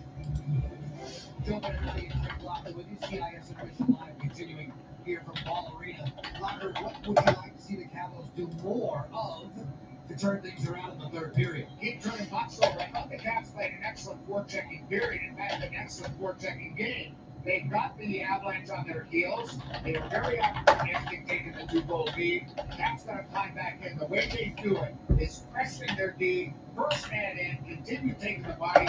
They don't hit this Avalanche team 19-11, and it's got to start before. They've had some good offensive chances, too. The RDM has been very, very solid. We mentioned in the BMW Ultimate Moment, the Capitals have been shooting a lot in on Lockwood and have been rejected quite a bit. Yeah, 13 guys have shots on net, and they have 25 total, but to me, most of them are down low, if not all of them. Whether it's Gustafsson on the breakaway, didn't elevate it in front of the net, Protas gets a whack at it, gets it right into the patch, Ovi off the left pad, chance after chance. To me, the difference is be going upstairs. They gotta go above the clubs in the third period. All brought to you by Washington, D.C. BMW Center, BMW, the ultimate driving machine. From the Mile High City, we'll have the third period for you. 20 minutes to go in regulation. $200 instantly. Just very complex. Grab game with me. You listen good. I appreciate you for recognizing how valuable my time is. But instantly, stop. Grab me to sweat a little bit. Those extra bumps from my chest while games going on. Hold up, wait a minute. There's my $200. That was fast. Download the DraftKings Sportsbook app. Bet just $5 to get 200 in free bets instantly. Action so good, I bet NFL. Relax. Tap that right in the section. To you, it may not be elevator. But for a young homeowner becoming their parents, it's a party. Come on in. The more the merrier. Paris. Oh no. You got any outdoor anymore? It is not easy. 10-4, huh? Must be a heck of a view. Okay, so everyone else is facing this way? Progressive can't save you from becoming your parents, but we can save you money. Okay, that was true. Let's hang back. We're going to try that again. What's up, Einstein? That work has some bullet. You tried to save a buck on it. I got what I paid for. Not so smart. Nah, you're still a genius. But there's a smarter way to save. Switch to Verizon. For a limited time, get welcome unlimited for just $25 a month. $25? And it's guaranteed for 3 years. Brilliant. Now, you can know. I'm switching. Just typing up this Red Wings game up for the website real quick as we're waiting for this third period to start. If Alec Nava does join in he'll be more than welcome to come back into this third period. If not, I'll finish this off. I'll have the game story for you with the broadcast side, so none of the extracurricular, but it will have some animation stuff because we had some good discussion there with Alec on that side for game story, helplasportsguy.wordpress.com. This is where those will always be. Should be a basketball game tomorrow between the Milwaukee Bucks and the Denver Nuggets. That'll be a late start tomorrow as well. And Alec thinks he's going to be able to join me for Boston and Tampa Bay on Thursday. I might be with Cooper Hopkins once again for Calgary and Seattle on Friday. It's going to be a little bit of snow here in Michigan, so I'm not really going to have anywhere to go.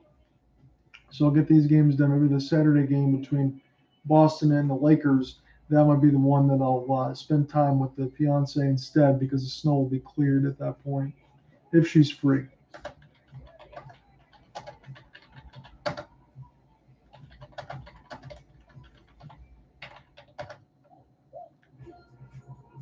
It's a time for rivals.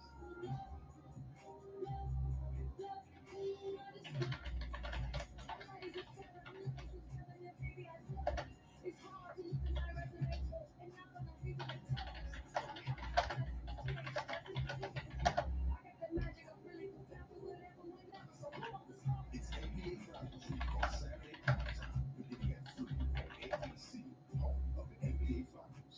Has this ever happened to you? How was school? Oh no, not again! Eliminate that frustrating failure to communicate with Smell and Tell. What Smell makes kids tell all the issues they face. Okay, stop. Not. Listen, there's no magic formula to connect with kids about the challenging issues they. Brought to you by Thundercat Technologies. Complexity minimized, performance optimized. MGM National Harbor. Unreal habits here at MGM National Harbor. The all-new Safford Brown. Online at saffordbrown.com. By Happy. And by Integrate. One team, one vision.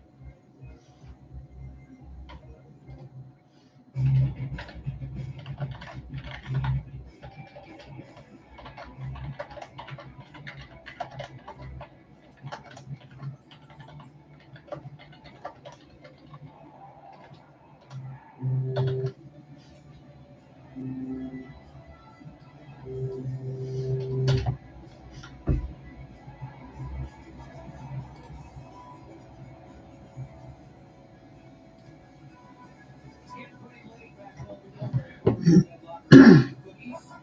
Avalanche have a 3-1 lead after 2 periods of play with the NHL NBC Sports Washington Plus. Earlier tonight, we had just some pretty good tidbit trivia. Darcy Kemper did it. He won the Stanley Cup. The next season, he was with another team. Who was the last starting goalie to win the Stanley Cup and play for a different team? Prior to Darcy, I'm going with Andy Boone. Nikolai fit this criteria. I think it's probably either Octi Niemi or Cristobal Ue. All right, let's take a look. Wow, way to nail it, buddy. Tim Thomas was on my list.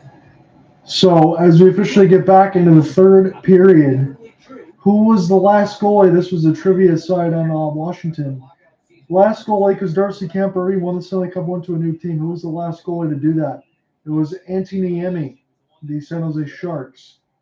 As this is picked up now, Johnson will drop this off. Now for Nathan MacKinnon, as this gets shoveled wide and picked up now by JT Compher. Compher trying to hold us off the forehand now. Colorado has a 2-goal lead. John Andre with you on the play-by-play. We're joined by Alec Nava within the first and second period, which I was very thankful for. I'm probably going to be finishing this one off, but if he does come back, we will definitely get him back in there, as I'll pull up the rosters and everything else back up now. So Mikko Rantanen picks this along the right side wall. Rantanen keeps it alive off the forehand. Gains his space. Dryden Hunt will hold the blue line. Again, he was collected from the Toronto Maple Leafs, I believe, and one of the waiver wire side for the Colorado Avalanche, as this goes back now to the Capitals. Capitals need to be able to play without the services of Tom Wilson, who took a puck to the left leg. He will not return. Samuel Girard will poke this one ahead as it's dropped for Dmitry Orlov and now left for Nick Jensen. Jensen now for Marcus Johansson. This will get dropped off now as this will go back to Nick. Nick will take his time and leave it here for Anthony Mantha. Get it back for Jensen now. Jensen is behind the office of his netminder, Darcy Compher. Compher playing against his former team in this third period. He's down by 2 goals. It's 3-1.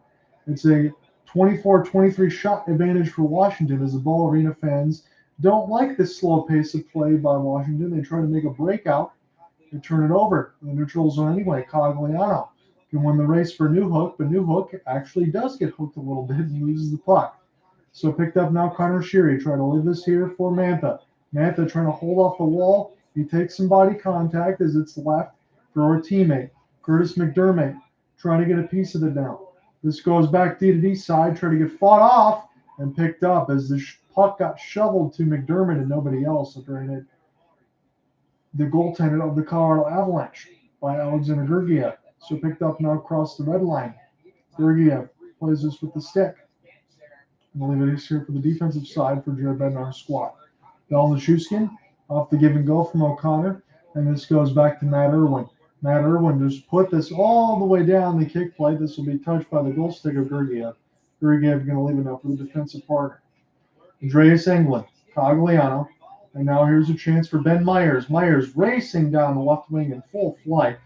Fired that one out of the netting without play. 17:06 left to go in this third. John here with you. We are watching this one at Ball Arena. It's the Washington Capitals and the Colorado Avalanche. It's the first time I got a chance to cover Washington this year, about the third time for Colorado. And they're showing that replay once again of Tom Wilson. Boy, did he get smoked on the back left side of his leg. So Peter Laviolette, again, having to juggle lines. And again, Jared Bednar, you would say this for certain. He's been no stranger to juggling some of these lines as well. Both these teams have been bit by the injury bug hard. As this puck got deflected up out of place, hopefully everybody kept their head up there. Somebody might have caught that puck because we got some hand claps. So 4 of these games went into OT. And I know I think number 5 says, was Kuznetsov out there in the last 10 minutes? Yes, Kuznetsov's out there one on that side, but no Tom Wilson. So Evgeny Kuznetsov there, but no Nick Backstrom, non-COVID illness. He is not in this game. Any more injury concerns, you let me know. I have the list in front of me. So picked up now past the 3-minute marker, Washington. We'll try to get this off the backhand pass. Goes for Garnet Hathaway. Johansson will collect as he was the one that just left it back out there. So Lars Eller tries to get to it. And now this goes to Nathan MacKinnon. Got to watch out for number 29. Gauges the speed, gains the entry off the backhand. Trying to leave it there for Artturi Lehkonen. He will just play this off the right side wall. But this goes right to the Caps. They're going to be going left to right in this third period. They are in the road whites with the blue pants and the Saroon and Marulian for the Colorado Avalanche, per the usual, at Ball Arena with those jerseys. So picked up now JT Compher. We'll get this back off the back pass, but he is held by all sorts of Caps. And now Dmitry Orlov. Nice drop pass as Jensen will send this one all the way down. This goes off the stick, so this will not be ice Gergiev. We'll leave this there for the defensive partners there for Colorado as they'll start again. So it's Samuel Girard and Brad Hunt. Girard's got the puck now. His pass goes all the way down an open right wing of Mikko Rantanen. And now Darcy Compher sends this around the kick plate. Colorado holds it in. Rantanen now fighting off the backhand, trying to get around Orlov. Here's Devin Tays. Crisscross DDD one-timer goes wide off the left wall.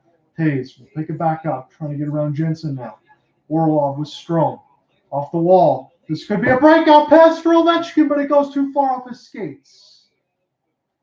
He had the opportunity, tried to play it ahead off the pass. He kicked it just too far. A little bit of that gray beard, and I can say that I got a little bit of that myself. He's a couple of years older than I am. I'm 35. He's 37 nowadays, but Alex Ovechkin is in that situation where he's the second greatest goal scorer in NHL history, only behind the great one, Wayne Gretzky. But the great 8 is great in the own right. And as far as my lifetime is concerned, he's the greatest goal scorer I've ever seen. And I can say that in all honesty. So Evgeny Kuznetsov now. Going to go ahead and take the draw. Kuznetsov. Can't win it clean, but it's a battle for the puck right now. Devin Tays, he's been canceled off by Sonny Milano from Anaheim Duck. Milano tries to get to it now, and Mikko Rantanen. Milano will get to it, centered it out in front. That one goes wide of the right side of Georgiev, and that was in close near the left dot, but it went wide. So picked up now as TVR gets it, sends it across to Milano. Milano gains the entry, knocked the stick out of the hand of Cogliano. He'll go back to pick it up as Alex Newhook. He can counter quickly. He's already scored. He's got a lot of speed. Drop pass, give it go, rebound. Kemper says no on the first opportunity, but Colorado's got it.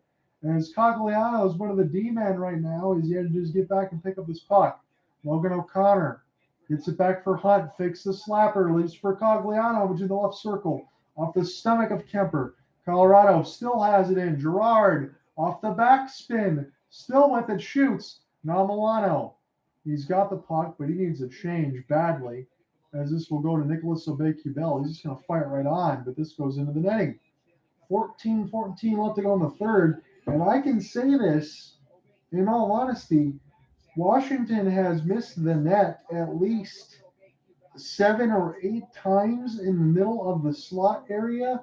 The sights are not set. They need to be calibrated. Again, no Tom Wilson, as he had to leave the game off the shot block. And again, you already didn't have Nicholas Backstrom from a non-COVID related illness. So when you're just getting pieces back, like you just got Ovechkin back, that was day-to-day, you're missing more. Ovechkin's kind of been bottled up in this game. Again, that is a point of all counterpoints that you have to make. But again, with Washington having so many injuries, just like Colorado, you would expect that. If you lock down Ovechkin, then there might not be much for Washington to be able to do in this game, as Colorado trying to win their 6th in a row and trying to get back into wild card spot numero dos. This is picked up now by Mantha.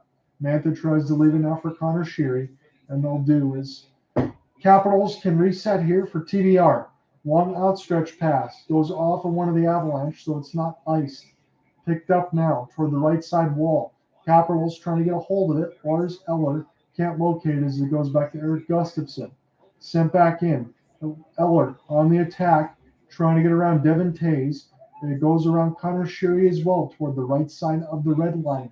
13:20 left to go in this third. Nice drop pass. Evan Rodriguez shoots it in between the right circle and fires it toward the left side boards all the way down. It's going to work as a clear as this goes back to Sam Girard. Girard holding, gets across the blue line now, leaves it for Tays. He takes a heavy hit by Milano. He gets knocked down on his heavily padded wallet.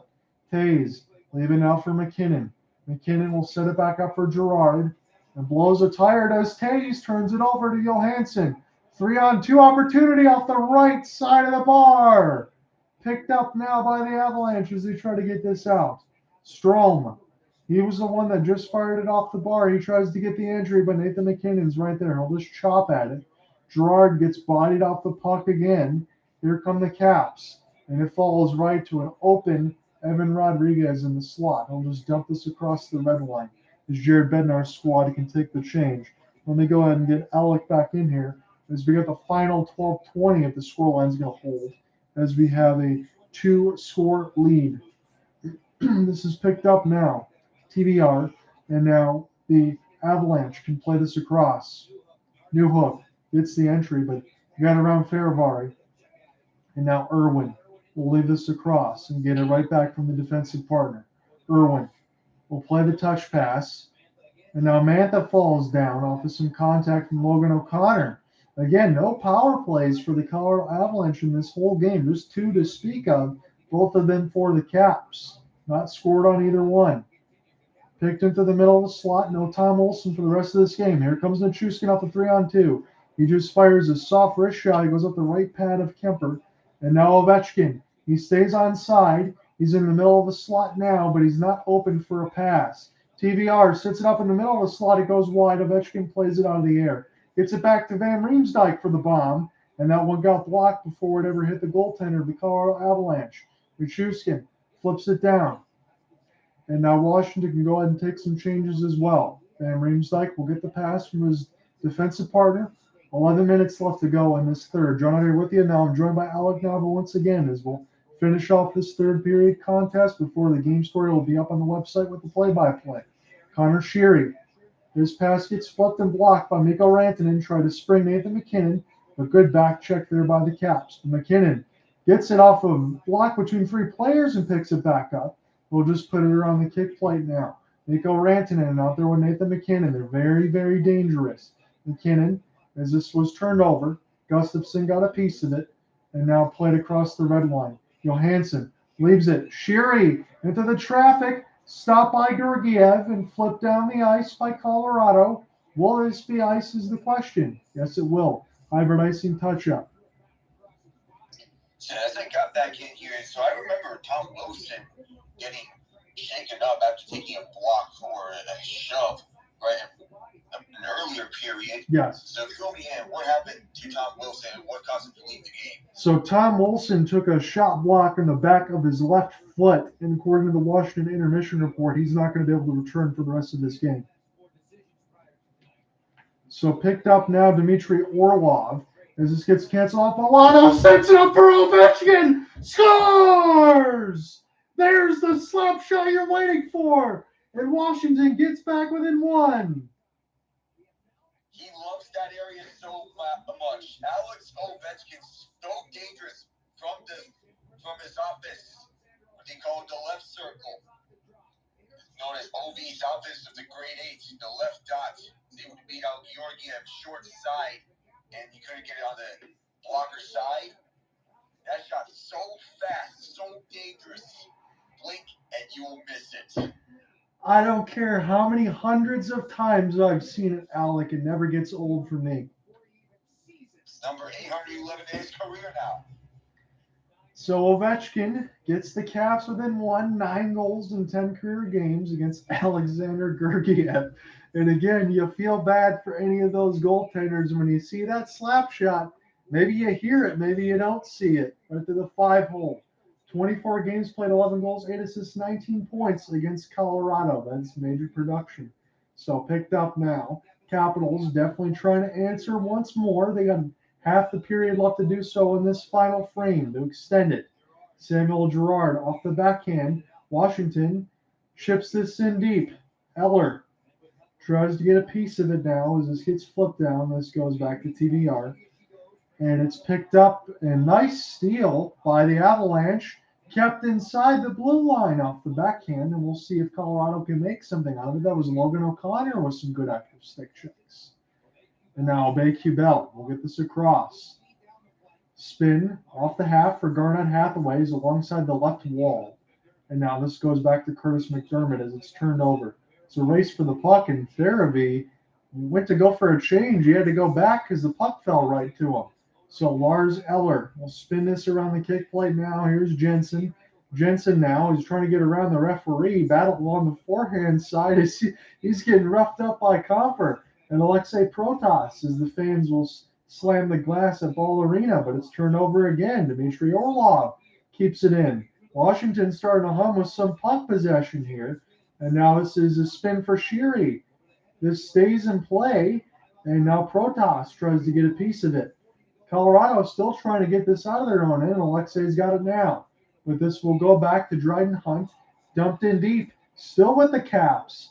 They have all sorts of possession right now. We'll see what they can do with it as this goes D to D. Shot goes intentionally wide. Sheary tries to go short side with the right pad, and this is stopped by Georgiev. Marcus Johansson dropped for Jensen in front of the traffic, and that's answered by Georgiev with 8:20 left in the third. Some puck possession, Alec, for Washington. And this is not a power play that they're possessing the puck on. This is 5-on-5 action. Doing a great job at taking control of this puck. And I think that goal by Ovechkin boosted them, and it gave them that need to attack the net in larger numbers as the game goes on. And they're doing so in time. It never ceases to amaze me that you still get all that energy from a 37-year-old. He's got 31 in the season, Alec, and I'm just going to say it right now, whether you not agree with me, I think he's going to get to 50 again.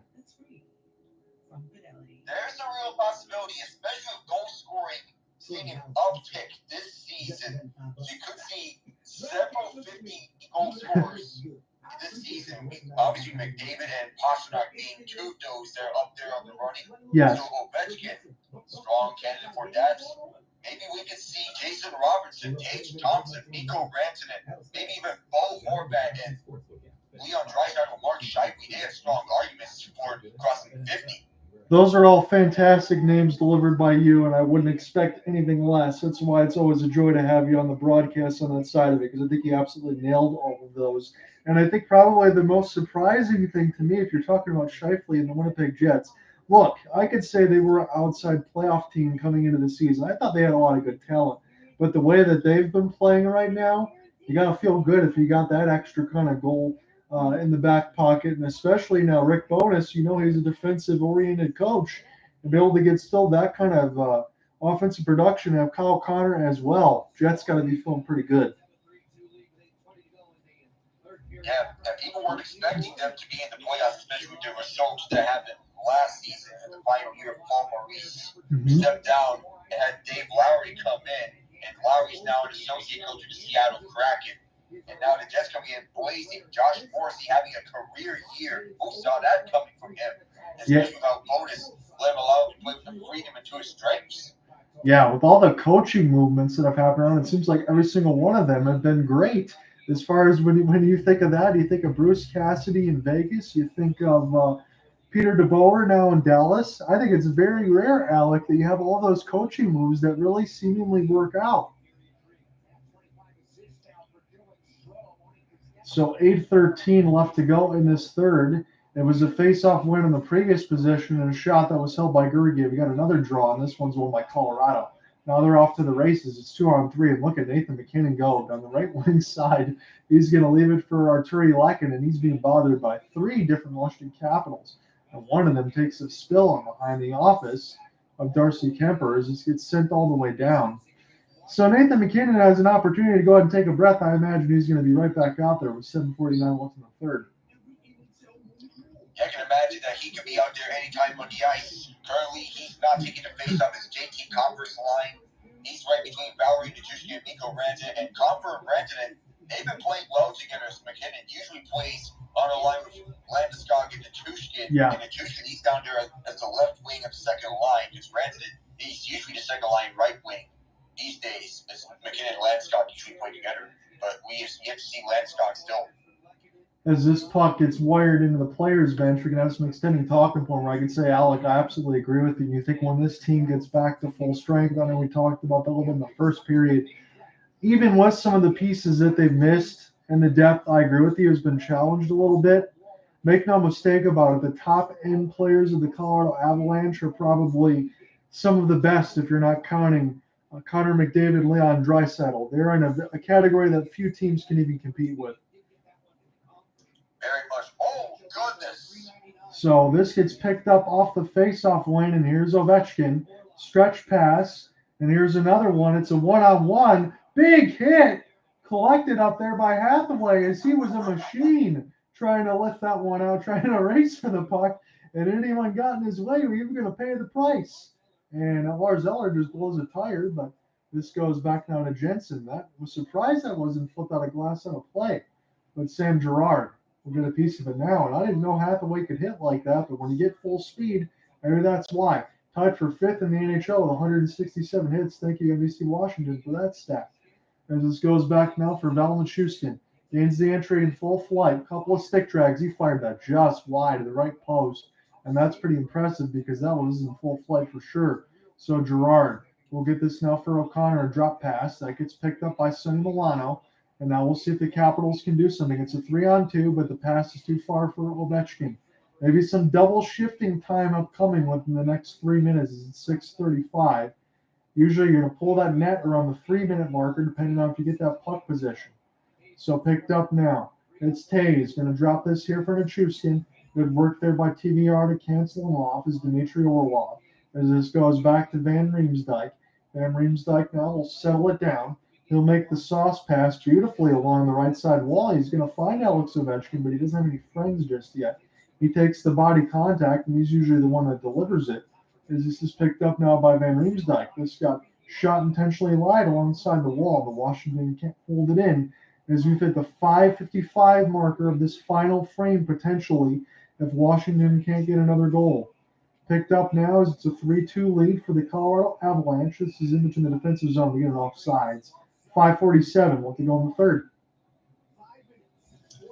And going back to the coaching games, we saw Vancouver with this surprise fight with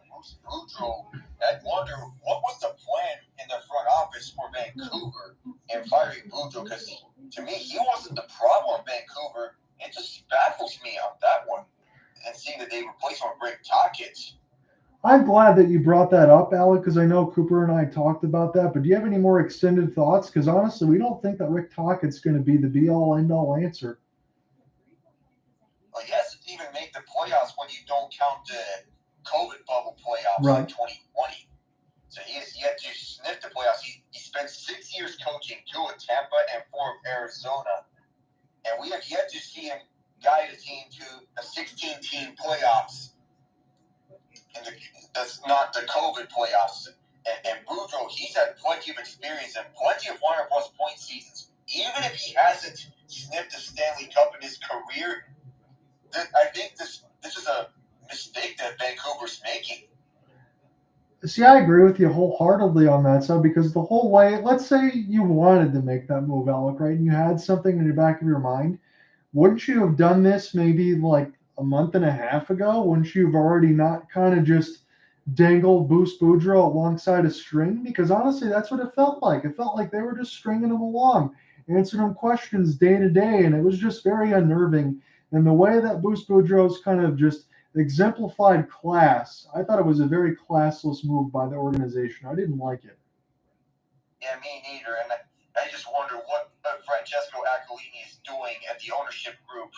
Some are arguing who is the worst owner between him and Eugene Melnyk. Melnyk may have passed away recently, but he's not out of this either. But come on, Francesco Aquilini, please don't. I'm glad that you brought that up during the commercial break because I wanted to get your thoughts on it. And I absolutely agree with you. So Ovechkin now, we'll try to get this back as this gets pinballed around Sam Girard and Strome. We'll get this away from Nathan MacKinnon. We got 5.5 minutes left to go in this third. Is Washington going to tie this up, or is Colorado going to get these 2 points and get back into a wild card spot? I know it's half the season left to go, but we're watching on the playoff positioning because it seems like there's not going to be too many positions to be had, Alec, on that side. So picked up off the stretch pass. It's Strome. We'll collect near the red line. He can safely dump this in, but he tried to get Marcus Johansson streaking down the middle of the circles.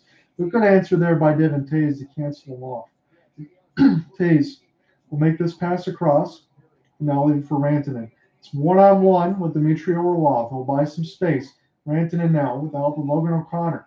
O'Connor now near the right wall with Dmitry Orlov. Rantanen trying to get it loose with a couple of stick battles with Valeri Nichushkin. As this gets kept in, slap shot gets blocked before it ever hit Darcy Compher. Here comes Washington now on the right side wall. We'll just have to put this alongside the boards.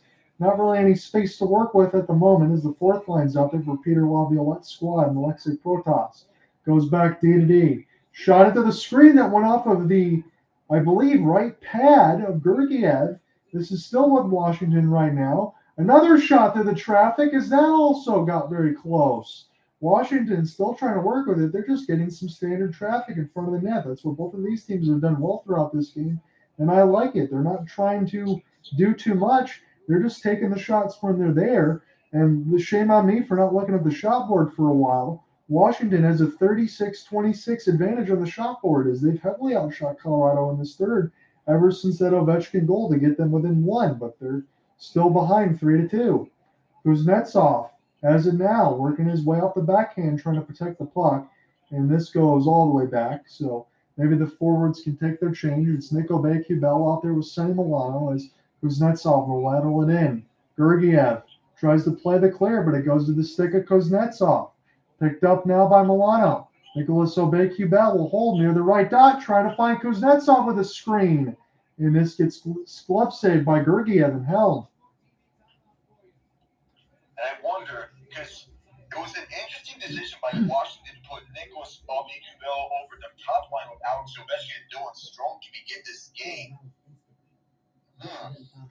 You think maybe it's one of those situations, Alec, and I'm just kind of window dressing this one, that Nicholas Aube-Kubel can get in those dirty areas, maybe pry the puck loose for Ovechkin to get some shots off, because that's the only thing I can think of.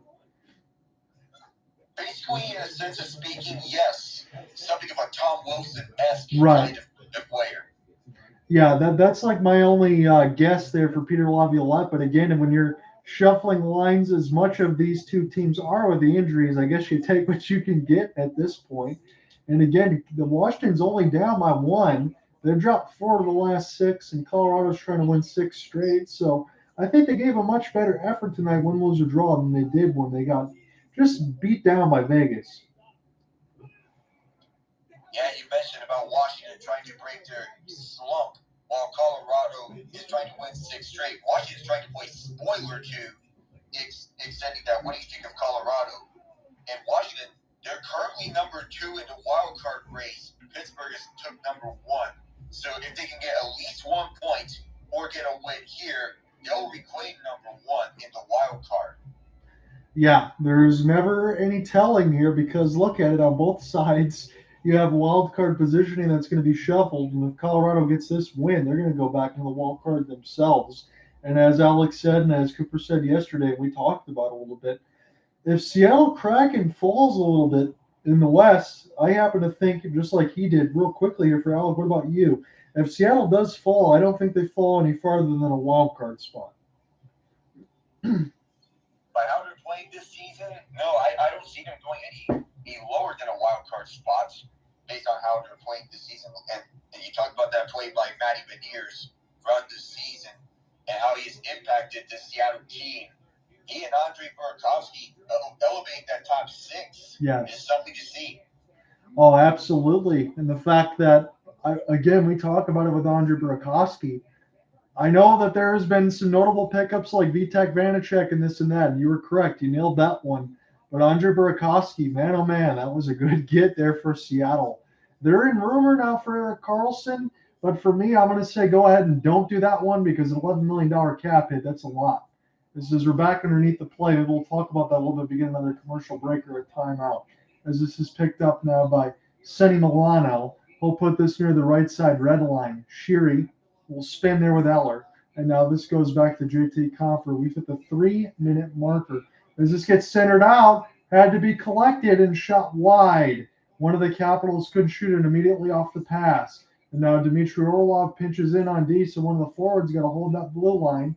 And now this goes back in behind the office of Gergiev. He's holding on that left post right now as Erik Johnson can't get it. It's Orlov into the traffic again. Washington falls down. This could be a race for the puck, but last man back there was Orlov. He helped out Trevor Van Riemsdyk. As this is flipped, touched the goal stick of Gergiev softly as it goes on a Dryden Hunt. 2:25 left to go in this third period. Colorado nursing a 1-goal lead. Washington's had one heck of a third period since that Ovechkin goal. They carried the pace of the play, but right now it doesn't matter. Jared Bednar's squad, not going to say defensive shell, but they're only going to take the chances when they need to as they're holding on that lead. So picked up now by Colorado. They'll flip it down the ice. The net is empty for Washington. So Compher is out of the goal crease. Flip down the ice now, Gergiev. He's going to take his time. We'll see if Washington can get to this. They're going to bang this off the boards. It's not going to hit the net. Ovechkin will get to the hybrid icing. So what do you think real quick, Alec, as far as Erik Karlsson sweepstakes? Do you think Seattle should go after somebody like that, or do you do not want to strain the cap hit? I wouldn't want to go after Karlsson if I'm Seattle. You already got your number 1 defenseman, Vince Dunn, and a top defensive pairing of him and Adam Larson doing wonders for Seattle. Dunn, one of the more underrated defenders in the NHL. He spent time with the St. Louis Blues to begin his career, won a Stanley Cup with them, and that championship experience carrying on over to Seattle, him and Jaden Schwartz being the 2 Blues on this Kraken team that won a Stanley Cup with St. Louis, and they're carrying over that Cup leadership to Seattle. So if I'm the Kraken, I don't think I should go after Karlsson. Plus, he has a captain of $11.5 million. Right. It's going to be very hard to make a trade involving Karlsson, and no doubt it's going to involve retained salary in this, along with they're saying a minimum of 3 first-round picks if I am sure about this, maybe. That's a heavy price there, Alec. That would make me shake my head no, let alone the cap it, even in the retained salary. I'm glad you mentioned Vince Dunn because, like I said, I put him in my personal fan vote when we got the article and everything else up there. Again, with the massive plus minus, and don't forget, Vince Dunn is going to be a free agent at the end of the year. I think there is a heck of a lot of game plan by Ron Francis to make sure that he is signed. I think the Kraken have to do everything possible to extend Dunn in the off-season. Maybe they can start contract talks anytime between now and by the off-season to get back going. No doubt about it. So it's an empty net still. Washington has the offensive zone draw. They're going to win it clean. They need a goal right now. They got a minute 45 with the net pull off the backhand. That one goes wide as it's blocked in front by the Avalanche. This stays with Kuz. Picked up now by Ovechkin. I thought he got tripped down there, no call. As that got flipped out of the air. This could be an opportunity with the empty net, but Ovi comes all the way back. Gloves it down with the hand. He might get the entry now off the 1-on-5. Ovechkin's still with it off the backhand. A little too casual there for Colorado in my liking. This is centered out by Milano. Kuznetsov holding. Georgiev down as that got sent wide. And what's the call here? I believe this puck could be in the netting. I'm trying to get a better angle of this. So in the second try, yeah, it went up into the netting. And Valeri Nichushkin was upset as his stick was knocked out of his hands. He thought there should have been a penalty on Washington when his stick got knocked out. But the good pressure by Washington, they try and get the equalizer. They're loading it up here. 6 attackers on the ice. That's what you got to do with the net empty. And that shot went just wide on the other end. I believe that was Hathaway let that one go. It's another offensive zone draw. Grayson says he's got the Avalanche at under 3.5 goals. So they need to hang on and not get another one here. The empty net might change that one, Grayson. As this is picked up now by the Avalanche, they get this one cleared down. It's 55 seconds left to go in the third. Washington needs a goal right now. 38-26 on the shot board. Third period's been theirs, but they need one more. Ovechkin had the lone tally. As this gets dumped back down, touches the stick of Georgiev. Back around the embankment. Kuznetsov has it now. He'll take his time, but Washington does need to hurry this a little bit as this is picked up by Nathan MacKinnon. Can't be saved. This is loose. Ovechkin tries to backhand it out of the air. He gets the puck back, and this gets cleared off the stick. Maybe Jared Bednar can get some reinforcements. Down to 20 seconds left for Washington. Now down to 15 as this goes to the right side blue line. Washington needs an entry, but they can't get in just yet. Kuz gets it now for Ovechkin. Rifles a pass. I think that one was offsides. 10 seconds left to go in the third. We get a neutral zone draw coming. Oh, boy, that's a big blow to Washington when they're trying to get that pass, but it just went offside. They're still continuing to put that pressure right on the net, trying to surround Georgiev and crowd him. We'll see what happens now. Washington must win this faceoff. There really is nothing else that you can say. 10 seconds left to go in this third. Ovechkin's out there, and Colorado wins the draw. They get this one down the ice, but it's only across the red line. Slap shot down, rushed aside by Georgiev, and that's it. The Colorado Avalanche are back into a playoff spot as of right now. They knock off the Washington Capitals 3-2 at Ball Arena. And it's good for my Penguins considering that we got the first wild card spots after that win over the Florida Panthers. That knocks Washington down to 2. We're both tied with 56 points in the standings, though we have the games advantage. Colorado back in the wild card spots with that win. That knocks Calgary down to the third spots in the hunt because Colorado has the games advantage. And man, Alexander Georgiev stood on his head throughout that third period. Aside from that Ovechkin tally, he has looked sharp. No, he did. He really answered the bell, Alec, in the sense of when he didn't have much to do in the first couple periods.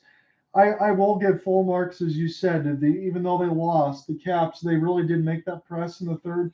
They tried to make it as close as they could. But Colorado did exactly what they needed to do. They won a game against a good opponent. But the Capitals, they'll need to find some footing here, Alec, because they've lost 5 out of their last 7 games. You can't fade too fast, especially in that Metro, when teams are just waiting for you. Other teams that are waiting for Washington right in the standings, and that includes Buffalo, Florida, and the Islanders. They're right just behind them. Florida just 4 points behind Buffalo, 3 points behind the Islanders, 5 behind them. And they're still in the hunt. The highest chances in the Eastern Conference to pull off an unlikely playoff berth. And maybe one of these teams, they could steal it, but one of the teams that are active right in the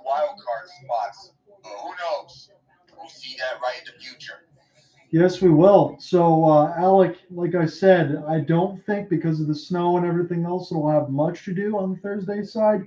So, I'm still going to plan on covering Boston and Tampa. So, if you do want to jump on board for that one, if you do get an opportunity to do some calls and stuff, but then I'll be more than happy to let you do that. So, I will see you on Thursday if you want to do that. See you Thursday. All right, sounds good. We're going to close the stream and close the YouTube side. Thanks, everybody. Talk to you soon. Good night, everyone. Meeting on the homeowner for the first time is a unique challenge. So you think you can help? I can try. Grayson, again, I just want to say thank you for the commentary. I say I love listening to your commentary when I'm sweating my bets. It's too stressful to watch the game myself. I know how that is. That was very close. I honestly thought I would have to sweat it a little bit too when I was with you because I thought Colorado might flip that one down the net for the empty one there for the yawning cage. But you're able to get that under. So good job on you. So tomorrow I should have some basketball coverage between Denver and the Milwaukee Bucks. Again, with the impending snow, I'm probably not going to spend time with the fiance until Saturday till that clears, I'm guessing. So the next hockey broadcast will be Thursday. I'll be back tomorrow for Denver, Milwaukee, and then Friday I should be joined by Cooper Hopkins and myself for the Seattle Kraken and the Calgary Flames. That's going to be 10 p.m. Eastern, so we'll stay up with you late and talk to you soon. So close the stream out. See you guys tomorrow. Peace.